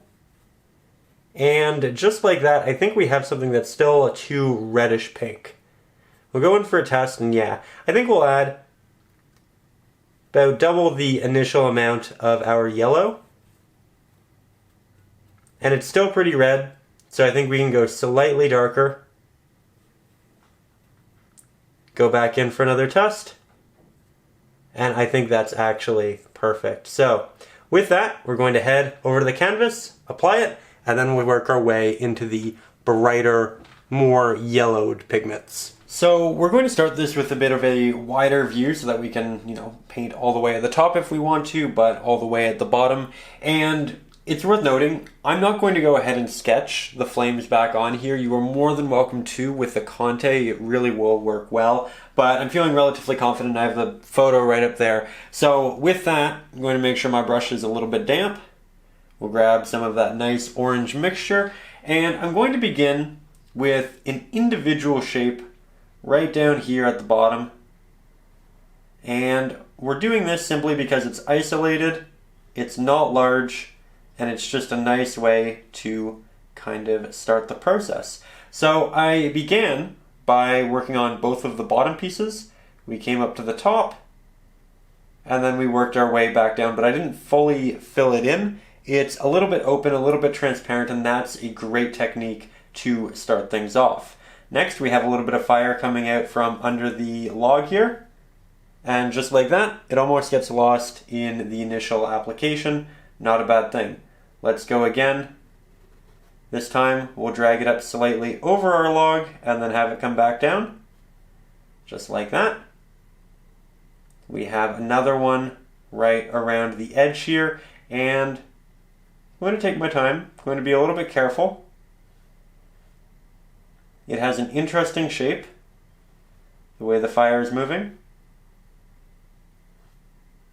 We can go over areas 2 or 3 times if we feel that it's a little too semi-transparent. The fire starts to move outwards, so it's important to remember that it's not just left and right. This is actually coming more so towards us. And then it wraps back around towards the bottom of our wood there. So, yet again, a little bit more paint. Going in. You can see this is quite thick. I don't want it to be this thick through all of it, so I'm going to wipe off the excess. Just make the brush a little bit more damp. There we go. And I'm just blending some of the bottom down. So the top of it is a bit more sharp, and then the bottom gets a bit more semi-transparent. Grab a bit more paint. We can continue working our way up here. So I can see there's a piece of flame that moves up like that. Another one that moves in. Another one that comes down. I'm just looking for general movements and shapes rather than a preconceived idea of how fire moves, right? So it's all going to look relatively abstract. Initially, it's going to look very awkward, but that really is working with acrylics. And now I'll do a bit of a blend downwards and inwards. So this way, as I run out of paint, there we go. It's going to be a lot of fire within this area, making my brush damp again, and that is something we are going to want to continuously do, especially through this first stage. There is a really nice end or tail to a flame right up here. Have it come back down. There we go. So I'm not working on the entirety of the bottom first. I am jumping around a bit, just going to whatever feels natural, but we'll eventually get there. With that, I've been doing a lot of this farther away so that we could start at the bottom or top and really play with it, but I do think I'm going to get you a little bit closer so you can see how we're doing some of the blends and whatnot. So now that we're a little bit closer here, I'm going to continue with the flames that are coming up from underneath this log, and that's something we really want to consider. Where are all the flames coming from? A lot of them starting down here at the bottom, but really in between these, and then they really do like to kind of poke out. So there we have one. It's wrapping around the bottom. We're going to go for another, but this one's going to be a little bit different. The sizing's going to be different, and the top of it is going to have a point that goes this way, where this one goes up in that direction. So we're looking at changing the trajectories when it's a similar shape and they're fairly close together. And then the next one is very large. We're going to start at the top of it, just to get my spacing correct. We'll start to come down, and you can see we get a nice movement, but then it starts to move back the other way. And then, yet again, we find ourselves at the bottom of the log. So, we'll move that through, and just like that, nice follow-up.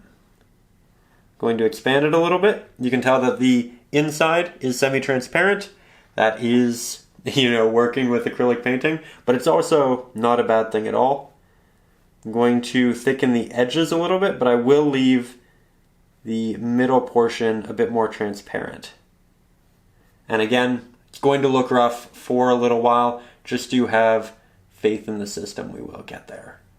With that, we're going to have another piece that kind of spawns off of the top of the wood here, or rather the side. I like the movement. We'll go back in with a second layer, this time slightly less water. There we go. And we'll have it kind of tie itself back in. So yet again, we have two, but it kind of looks like the middle is semi-transparent. We can also go back to previous areas that we really like, thicken that up. And we don't do that initially, simply because when the paint is very wet, it can be difficult to build up. And if you just wait and have a little bit of patience, it's much easier to go about. You can see that I'm actually doing that with quite a lot of them. But still leaving lots of semi-transparent portions. So, with that, we are going to continue moving upwards. Not going to go too far though because of the camera view. But with that, when we move this over a lot of the pink sky, you're not really going to see it for the most part. Though we are going to be able to go back later with the yellows, and those are really going to pop more at the top. But we still need this base to keep it nice and consistent. And we move up through here. This log right here is burning at the top. It's going to have quite a lot occurring in this area. And we're actually going to cover the majority of this backing log. Did plan for it. There we go. Now, sometimes your flames are going to conflict. They're going to overlap one another. That is okay.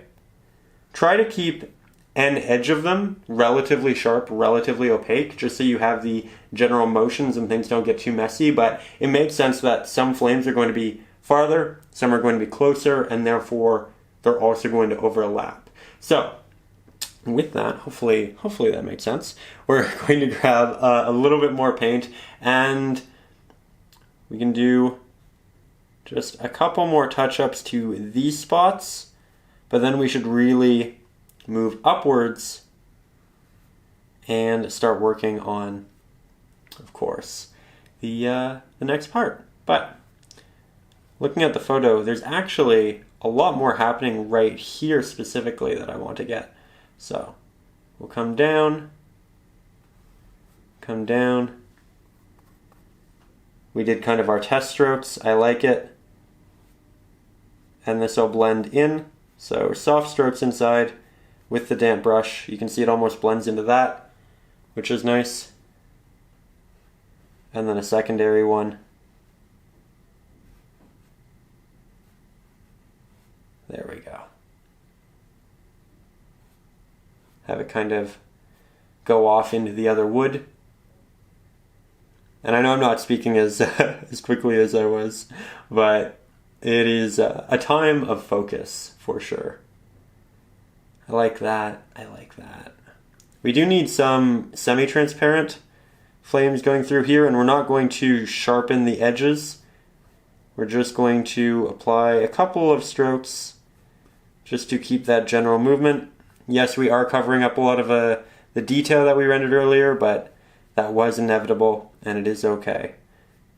Sometimes we need to simplify, sometimes we need to add new subjects, and this is one of those scenarios. There we go. So now moving up in the painting, we're going to stay on that same brush, grab some of our paint, and I'm going to start over on the left-hand side. Generally, I look for the most visually distinctive pieces of fire.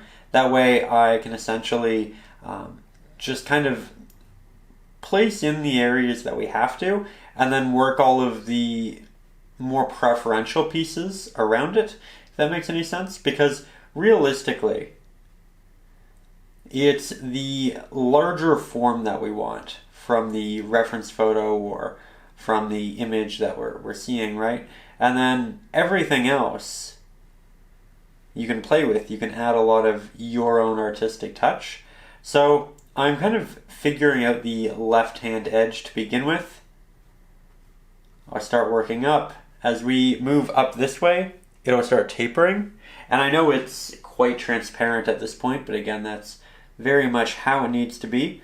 Now that I'm running out of a lot of paint, I'm going to move it back over this log in the general movements that it's going to go, but I want this log to be in front of it. So we'll have some dimension. We'll have the flames in the back, we'll have the log kind of in between them, then we'll have this log in front, and then we'll have these flames in front of it. So there are multiple layers that we're continuously building, and that's really going to make it a lot more interesting later down the road. Now I can tell that we have a piece right up here that sticks out. It's slightly more in than this one, so I'm going to start with that. It moves down, gets a little playful, and then finds itself in with the rest of the fire.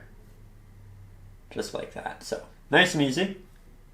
There's another one that mirrors the edge and then has movement that goes even higher. Now, while it is tapering at the top, it definitely tapers more towards the right-hand side than it does anywhere else. And I don't actually love the top in the reference photo, so I'm going to make mine a bit more thin, and here I am going to take some more artistic liberties. There we go. Get you a little bit closer for the thickening process, because I'm sure it's probably difficult to see from that distance. But that distance is how you can see all of your proportioning early on. That said, before we do, I saw two more things I wanted to do. One, a little tap here. That's really nice, that's thick. And I wanted a little piece that kind of came off.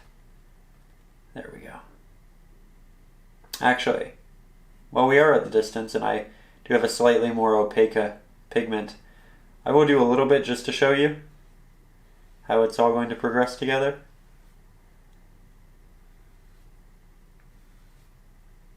go.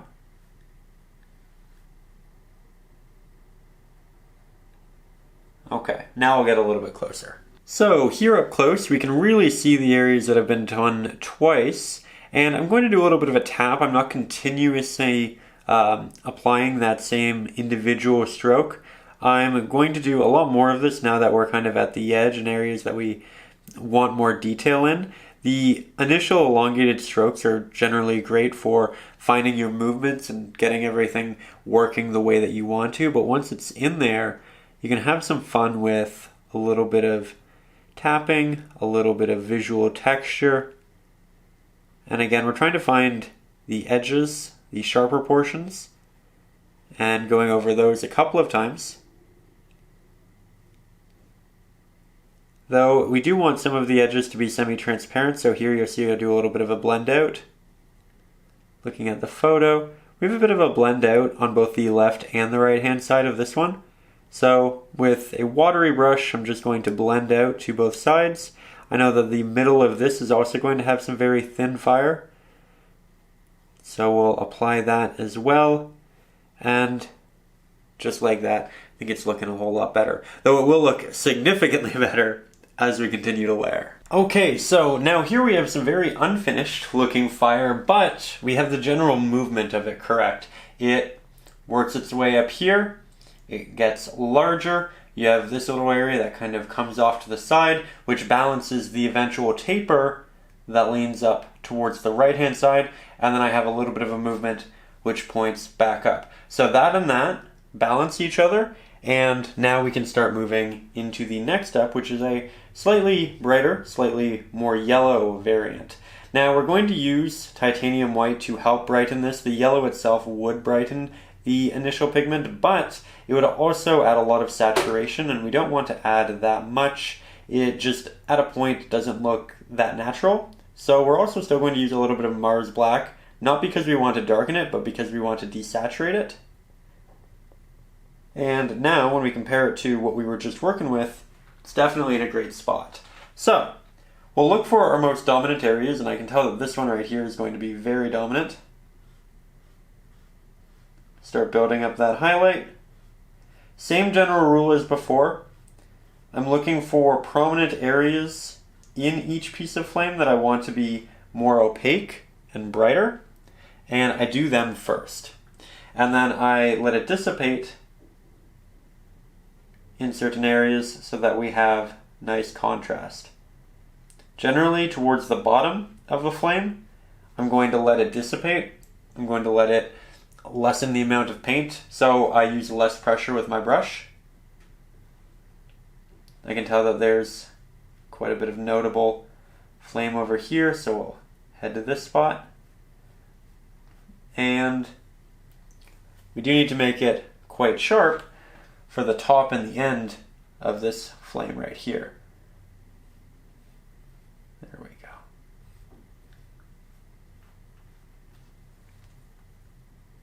Now, this is definitely going to help, but admittedly, it's still going to look a little awkward past this stage.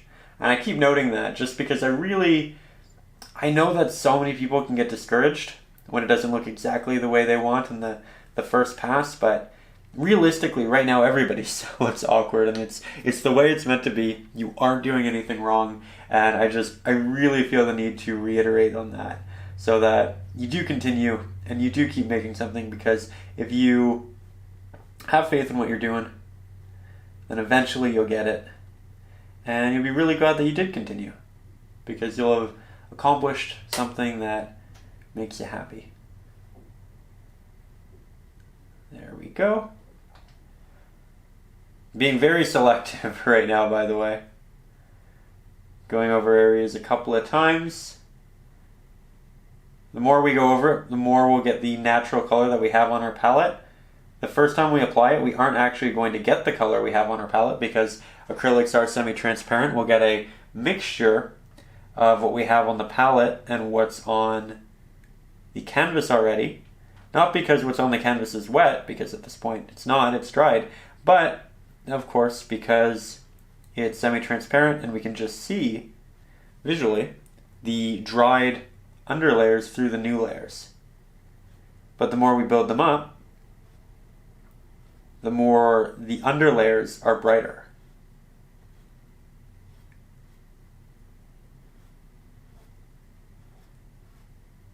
There we go. Yet again, this is where we started, and as we go further down, we let it dissipate and become less and less.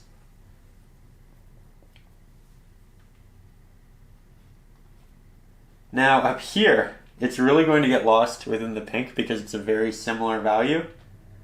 But when we get to the yellow, that's where this area will pop.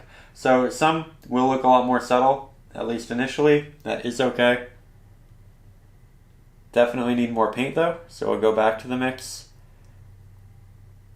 About an equal amount of yellow and red. Similar amount of titanium white. Small hint of Mars black.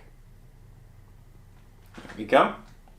Often, by the way, I don't advise going back into the canvas with the brush you just mixed with, because you end up having a lot of pigment there that can be difficult to manage, and therefore you get larger applications than you want most of the time.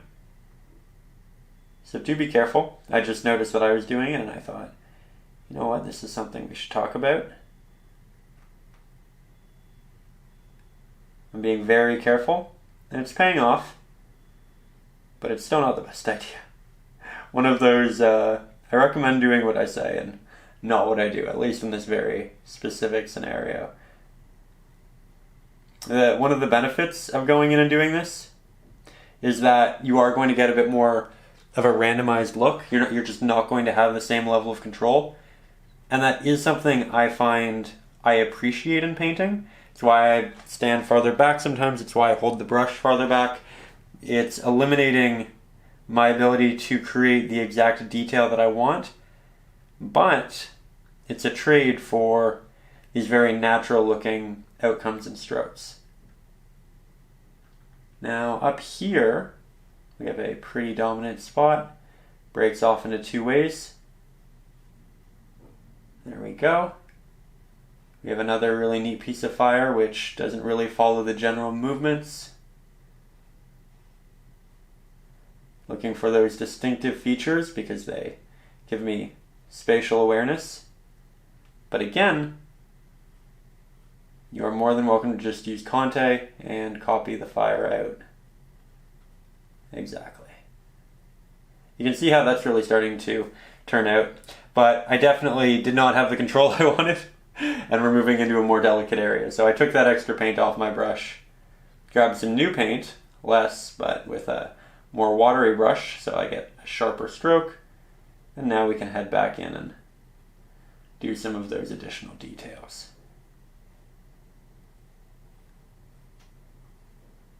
There we go.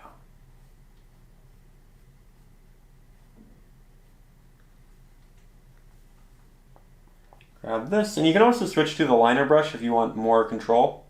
If you find you're just not getting your strokes small enough. I'm still quite happy with what I'm able to do here, but there will be a point where I'll probably switch. You can see how I'm working in those same general movements we talked about initially.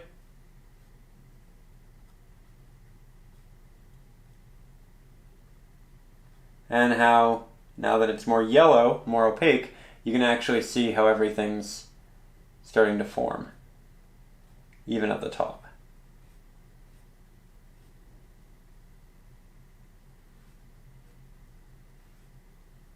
There we are.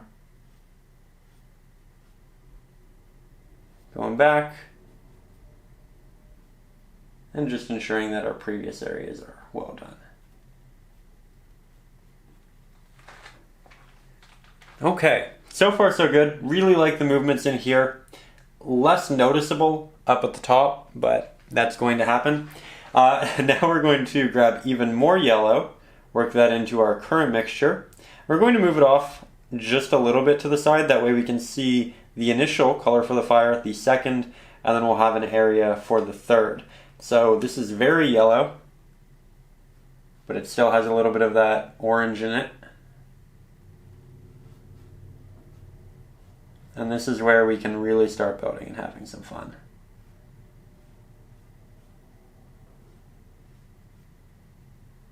So starting yet again with the most prominent areas, the sharpest, then I'll do a bit of a back blend, let it dissipate as it gets farther down. And this is really going to pop in a way that a lot of our other applications didn't, because we had so much orange at the bottom here, so much orange in there, but what we haven't really incorporated is a yellow, at least not a strong one like this. So, looking for my most prominent areas. And you know what? I think I'm already at the point where I'd like a liner brush. Maybe not the smallest of liner brushes, but relatively. It's just going to give us a bit more control.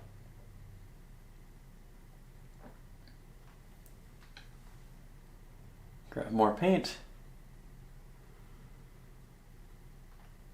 There we go. So it's always essentially a trade of, do you want that control or do you want that randomized factor, right? And I find that kind of going back and forth between the brushes that allow me to do both easily is generally the best way of going about it, and I just look for my balance. There we are.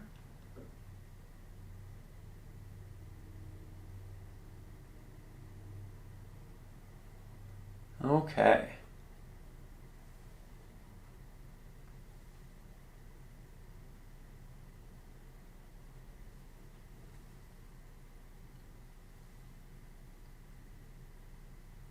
Work our way down here, and I'm going to get a little bit quieter probably for a minute, just because we are working on very detailed, focused spots. But once I get the hang of it, we'll be a little bit more chatty again.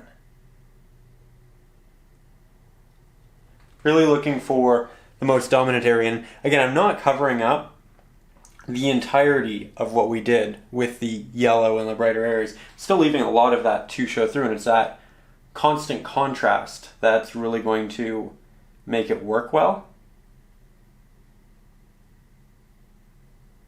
Definitely feel like I need more fire at the bottom, so I'm starting to connect some of these.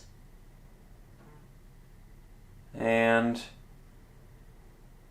I want to expand this a little bit too. There we go.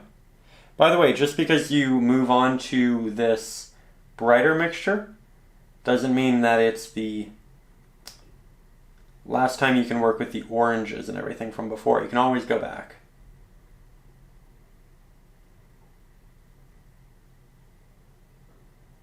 There we go.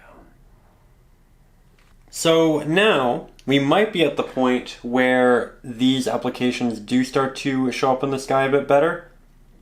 But if they don't, you can always make it a little bit brighter on the next layer and application. But as you can see from that, I think that we are already in a really good spot.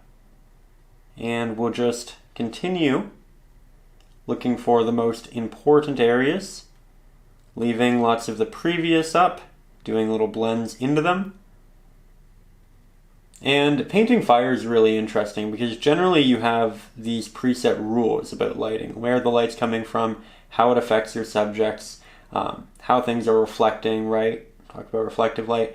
But while that is all applicable to the logs and all of the rocks that we have down at the bottom, which we did attend to, flames don't really work that way. There's a lot more of a random movement in nature to it, or at least a seeming one. It's all about climbing, right? So that is something to consider, but it's much more loose and free-flowing than painting most conventional lighting. There we go. Combining a couple areas. And I'm not even really being all that detailed, admittedly, with a lot of this. I think that if we were to switch to a smaller liner brush, we could get even more detail. But I'm, at least initially here, just kind of blocking in the larger spots that I know I want. And then if we find we really want the detail later on, we can go in with a smaller brush. There we go. And we have the neat movement going on up here, which doesn't really follow the general movements, but I like that a lot.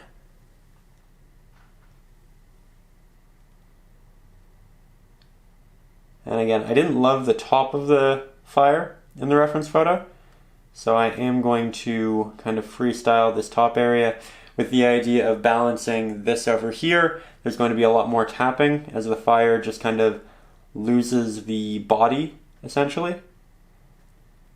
And also some of that little sparking, crackling effect at the top. Always love that. Almost emits a sound visually. It's one of those things.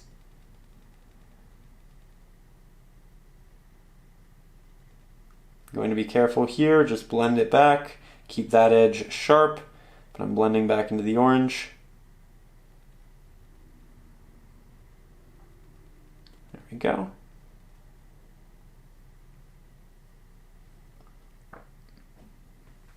Okay. So far so good.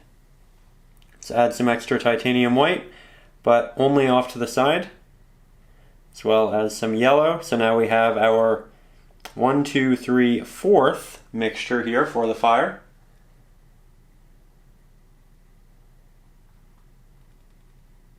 As we continue to build.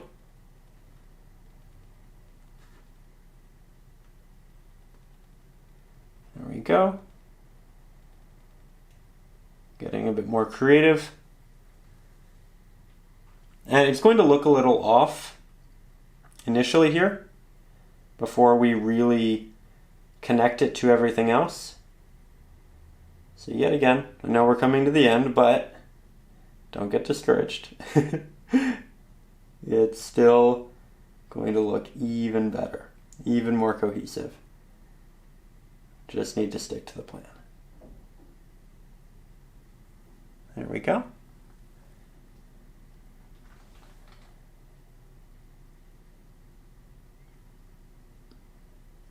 I think we should also take a step back relatively soon. We've been painting very close for some time now, and I can tell that I'm not losing the general movement, but I'm not necessarily painting with it in mind to the extent that I'd like to be. There we go. You can see that that has movement through here, goes back, winds, this comes through that. Yeah, that's all working well still. But you can probably make it even better with some wider perspective. Now, it's also really important that we take those brighter pigments that we had up there and we work them down into the middle as well. We needed them to make all of that show up, and it works great, but if the top's a lot brighter than the bottom, then it ends up looking really imbalanced. So, we'll take some of that pigment, come back down here, and just start filling the rest of it out. Now, I really don't have that much fire, and you are more than welcome to add significantly more. I am going to continue to build it, but you can both over and underdo. I've seen and I've tried a lot of fire pieces in the past, and it's one of those things where I really recommend the less is more approach, and then if you take a couple of steps back and you still feel like it's too little, then you add more, and you just continuously do that. So it's never really this massive push to incorporate a lot. It's much more tempered. Here you can see it's starting to stand out from all of the other oranges that we have at the bottom, which is nice. Took us a while to get here, but we're certainly doing so. Oh yeah, okay. I got a glimpse of it from even farther away and I was very pleased. There we go. Lots of nice little taps in there.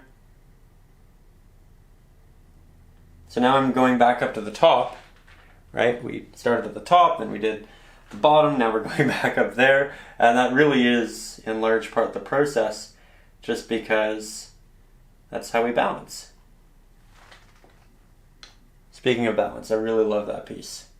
I think we'll do a little bit more to it. Maybe have another little piece coming off. Accentuate the bottom. Yeah.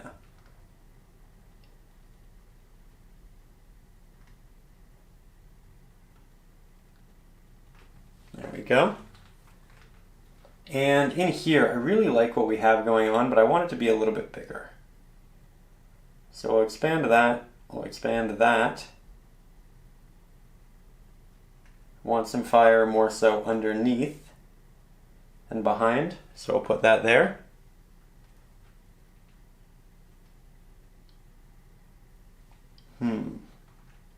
Again, getting a little bit more quiet just because we're entering a bit more of a contemplative state of the painting.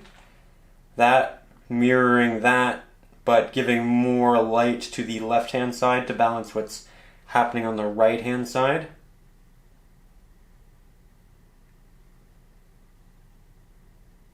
Adding an extra little movement that works its way upwards to balance that. Always trying to ensure that they're not horizontally balanced, by the way.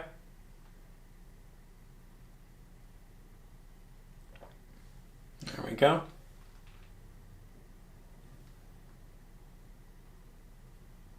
This was the first piece we worked on, so I'm going back to it over and over again. Want it to look really nice in the end.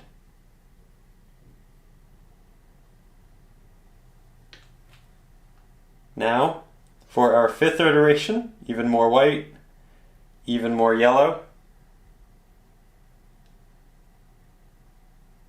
And this we need to be very careful with because it's just so strong.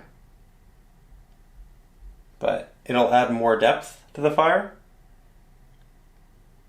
And I'm only applying this to the areas that are very opaque or have those dominant edges that we've continuously built up. Now, yet again, we do have to do a little bit of dubbing, but just for a minute.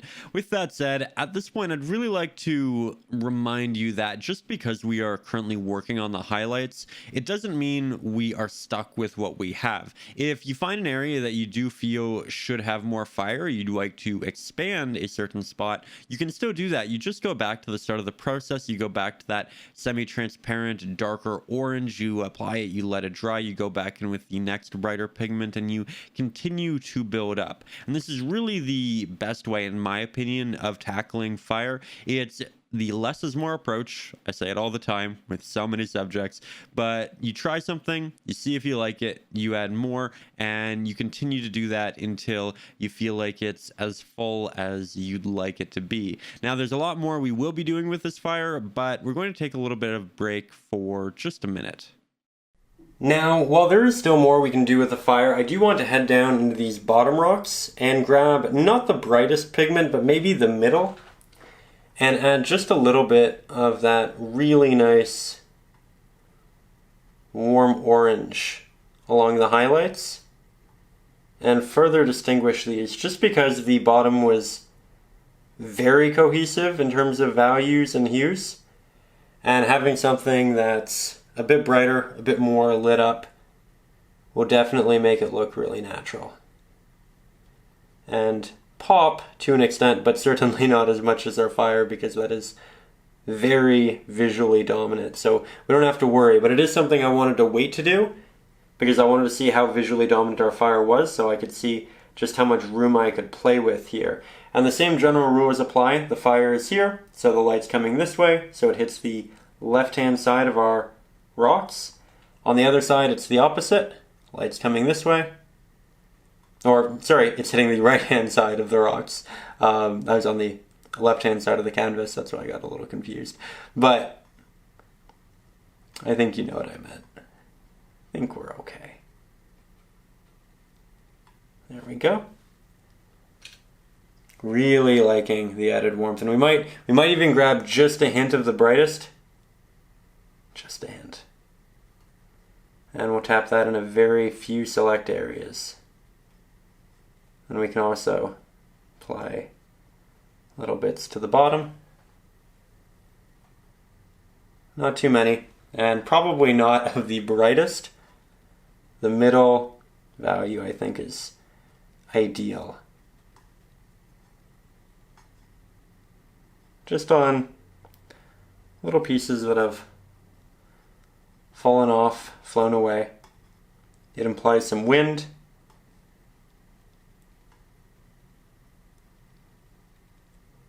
There we go. You can do a bit of a tapping effect where it might kind of spark off and break a little bit.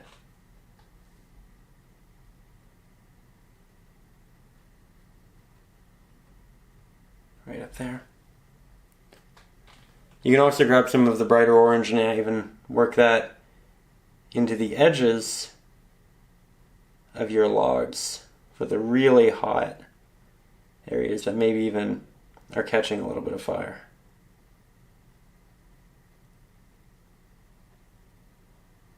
There we go.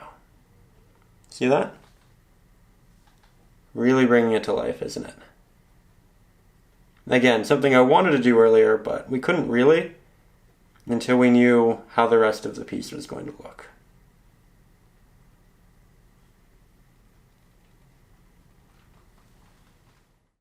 Now for the next technique, I'm going to continue taking those really bright highlights that we have throughout the top of the fire, and I'm going to do a bit of a tapping motion. This isn't something you have to do, but it is an option, and it's just going to give it a bit of an extra flair. Now, we are going to be going back in and doing a lot more of this with a different brush and technique, but I like to do this initially the way that I am because it allows me to continue the composition, the movements in the way that I like. It's not hyper randomized, and that can be great. It can be an issue. We don't want things to start looking too intentional or stiff, too unnatural, but I do think that this is a great way to start. Again, less is more, generally ideal at this point, but I'm essentially continuing the flames and their general way of moving through all of these little taps. So it's less stark and less prominent than what it would have been if we had continued with the stroke, but it definitely helps tie things together. It gives us an extra element,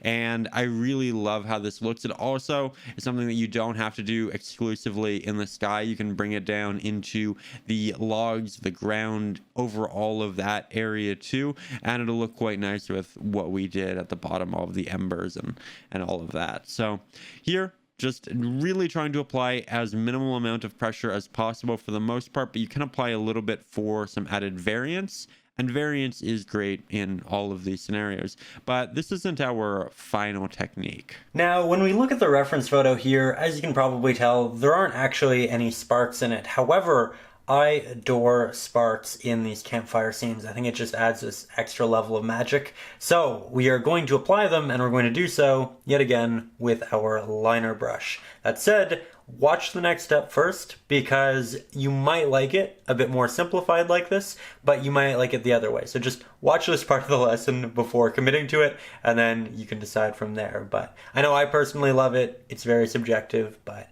yeah, let's talk about the technique and what we do next. So now for the very, very fun step, we are going to go back in with the liner brush. We're going to grab quite a bit of our cadmium yellow light hue, grab about a little bit less with our titanium white, and we'll grab about a fourth that in our cad red, mixing up a bright orange. Then I'm going to go grab quite a lot of water, work that into the mixture, work it down, and you can see just how transparent it's getting. And now I'm just going to extend a little piece of my easel so I can rest the palette down, but grab some of that pigment. We'll find an area in which we feel there should be sparks. I'm going to line the brush up on that angle, so I want them going that way. Brush is going like this. Peel back the bristles, and we will start launching those at the canvas.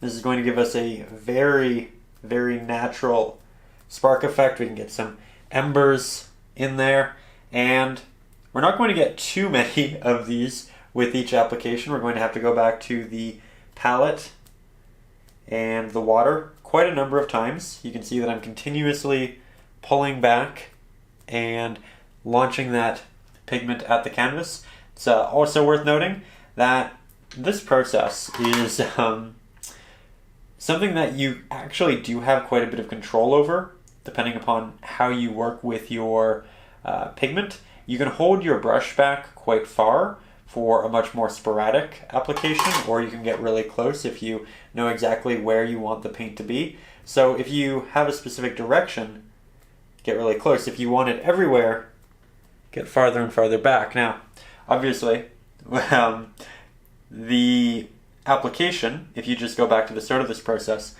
hasn't done a lot from a distance, but if you get up close, you can see a lot of it. And if you want it to be more stark, you simply add more titanium white and more yellow to the mixture as they make it significantly brighter. So we'll just do that.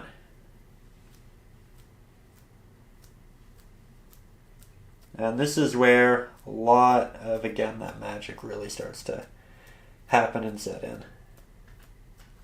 There we go. I do this to incorporate additional stars in paintings. It's great for galaxies. It's great for things of this nature. It's so versatile. And we do this because we're getting markings and implications that are smaller than anything we could have hoped to achieve with a tapping motion, because the splatters that we're creating are smaller than any collection of brush strokes, right? If we have 10, or any bristles, if we have 10 bristles on the end of a brush, which is astronomically low, we are still probably going to get a larger impression than what we do here, and we get so much more quickly with this. Now, they don't show up to such a great extent up here because we are in a bit of a brighter area, but I'm occasionally making these a little bit warmer, a little bit more yellow, a little bit more orange. I'm switching it up fairly frequently so we get decent variety. And I think it's really finalizing, becoming something special. There we go. So as you can see, this is a process that does take time, and that's a really great thing because it means that it's initially fairly hard to kind of overdo. Though I would like to recommend, if you haven't done it before, working on a different canvas, perhaps a piece that you don't necessarily love or just something that you use to test colors, is a great idea. And it's also a great idea to ensure that whatever's behind your canvas is something that could get paint on it. I used to do this all the time with my laptop, and I just had the reference photo there up on it, and then my laptop would get covered in all of these nice little colors. So just something to consider here. I also ended up creating some lines in the sky, as you can see. Now, these are very wet, so I am just simply able to take my fingers and rub that off the canvas. You could do that with something like a paper towel or a painting cloth as well, provided it's very clean. So don't worry too much about that either, but it can happen, and that's why I do recommend, you know, trying potentially on something else before you work into the fire here. Also, you don't have to do this technique. It's something that I love and I adore. I think it gives it this extra bit of magic, but painting is subjective. And I'd like to kind of talk about this as we lead into the ending here. Your painting can be however you'd like it to be. This lesson was intended to help you, to teach you, to guide you, but not to tell you firmly do this or that. I think it's really important to remember that painting is a cathartic act. It's a very personal, and if you'd like to take artistic liberties, if you'd like to take it in one direction or another, do something different than me, you are more than welcome to, and you're more than welcome to just have fun with it and make it your own. You're also more than welcome to copy it step by step. I'm here again to help, and I feel like, or rather, I hope that this lesson, you feel like it didn't just teach you to paint this piece, but it also gave you some great ideas and techniques to take with you in the future. So there we have it, going back in with the tapping effect, filling out some of the areas that I know I do want that splatter, and I'm really, really happy with how this turned out. I love painting fiery pieces like this. I always feel like they're so rewarding in the end, and I hope that you feel that you've really enjoyed the process as well. With that, again, as always, big thank you to everybody who's supporting the channel directly up over on Patreon. You made this lesson happen. Couldn't have done it without you. And if you are interested in supporting the channel, getting the traceables, the reference photos, the ebooks, access to our exclusive Facebook group, ad-free week early videos, all that fun stuff, you can check out the Patreon in the description. But as I noted earlier, if you can't do it, really, it's okay. Sometimes I get people saying like, I really want to, but I can't, and I feel bad about it. Don't feel bad. It is all right. We have a great community that takes care of us, but if you can, it's appreciated. And I hope you learned a lot. I hope you had a lot of fun, and I will see you soon with a brand new painting lesson.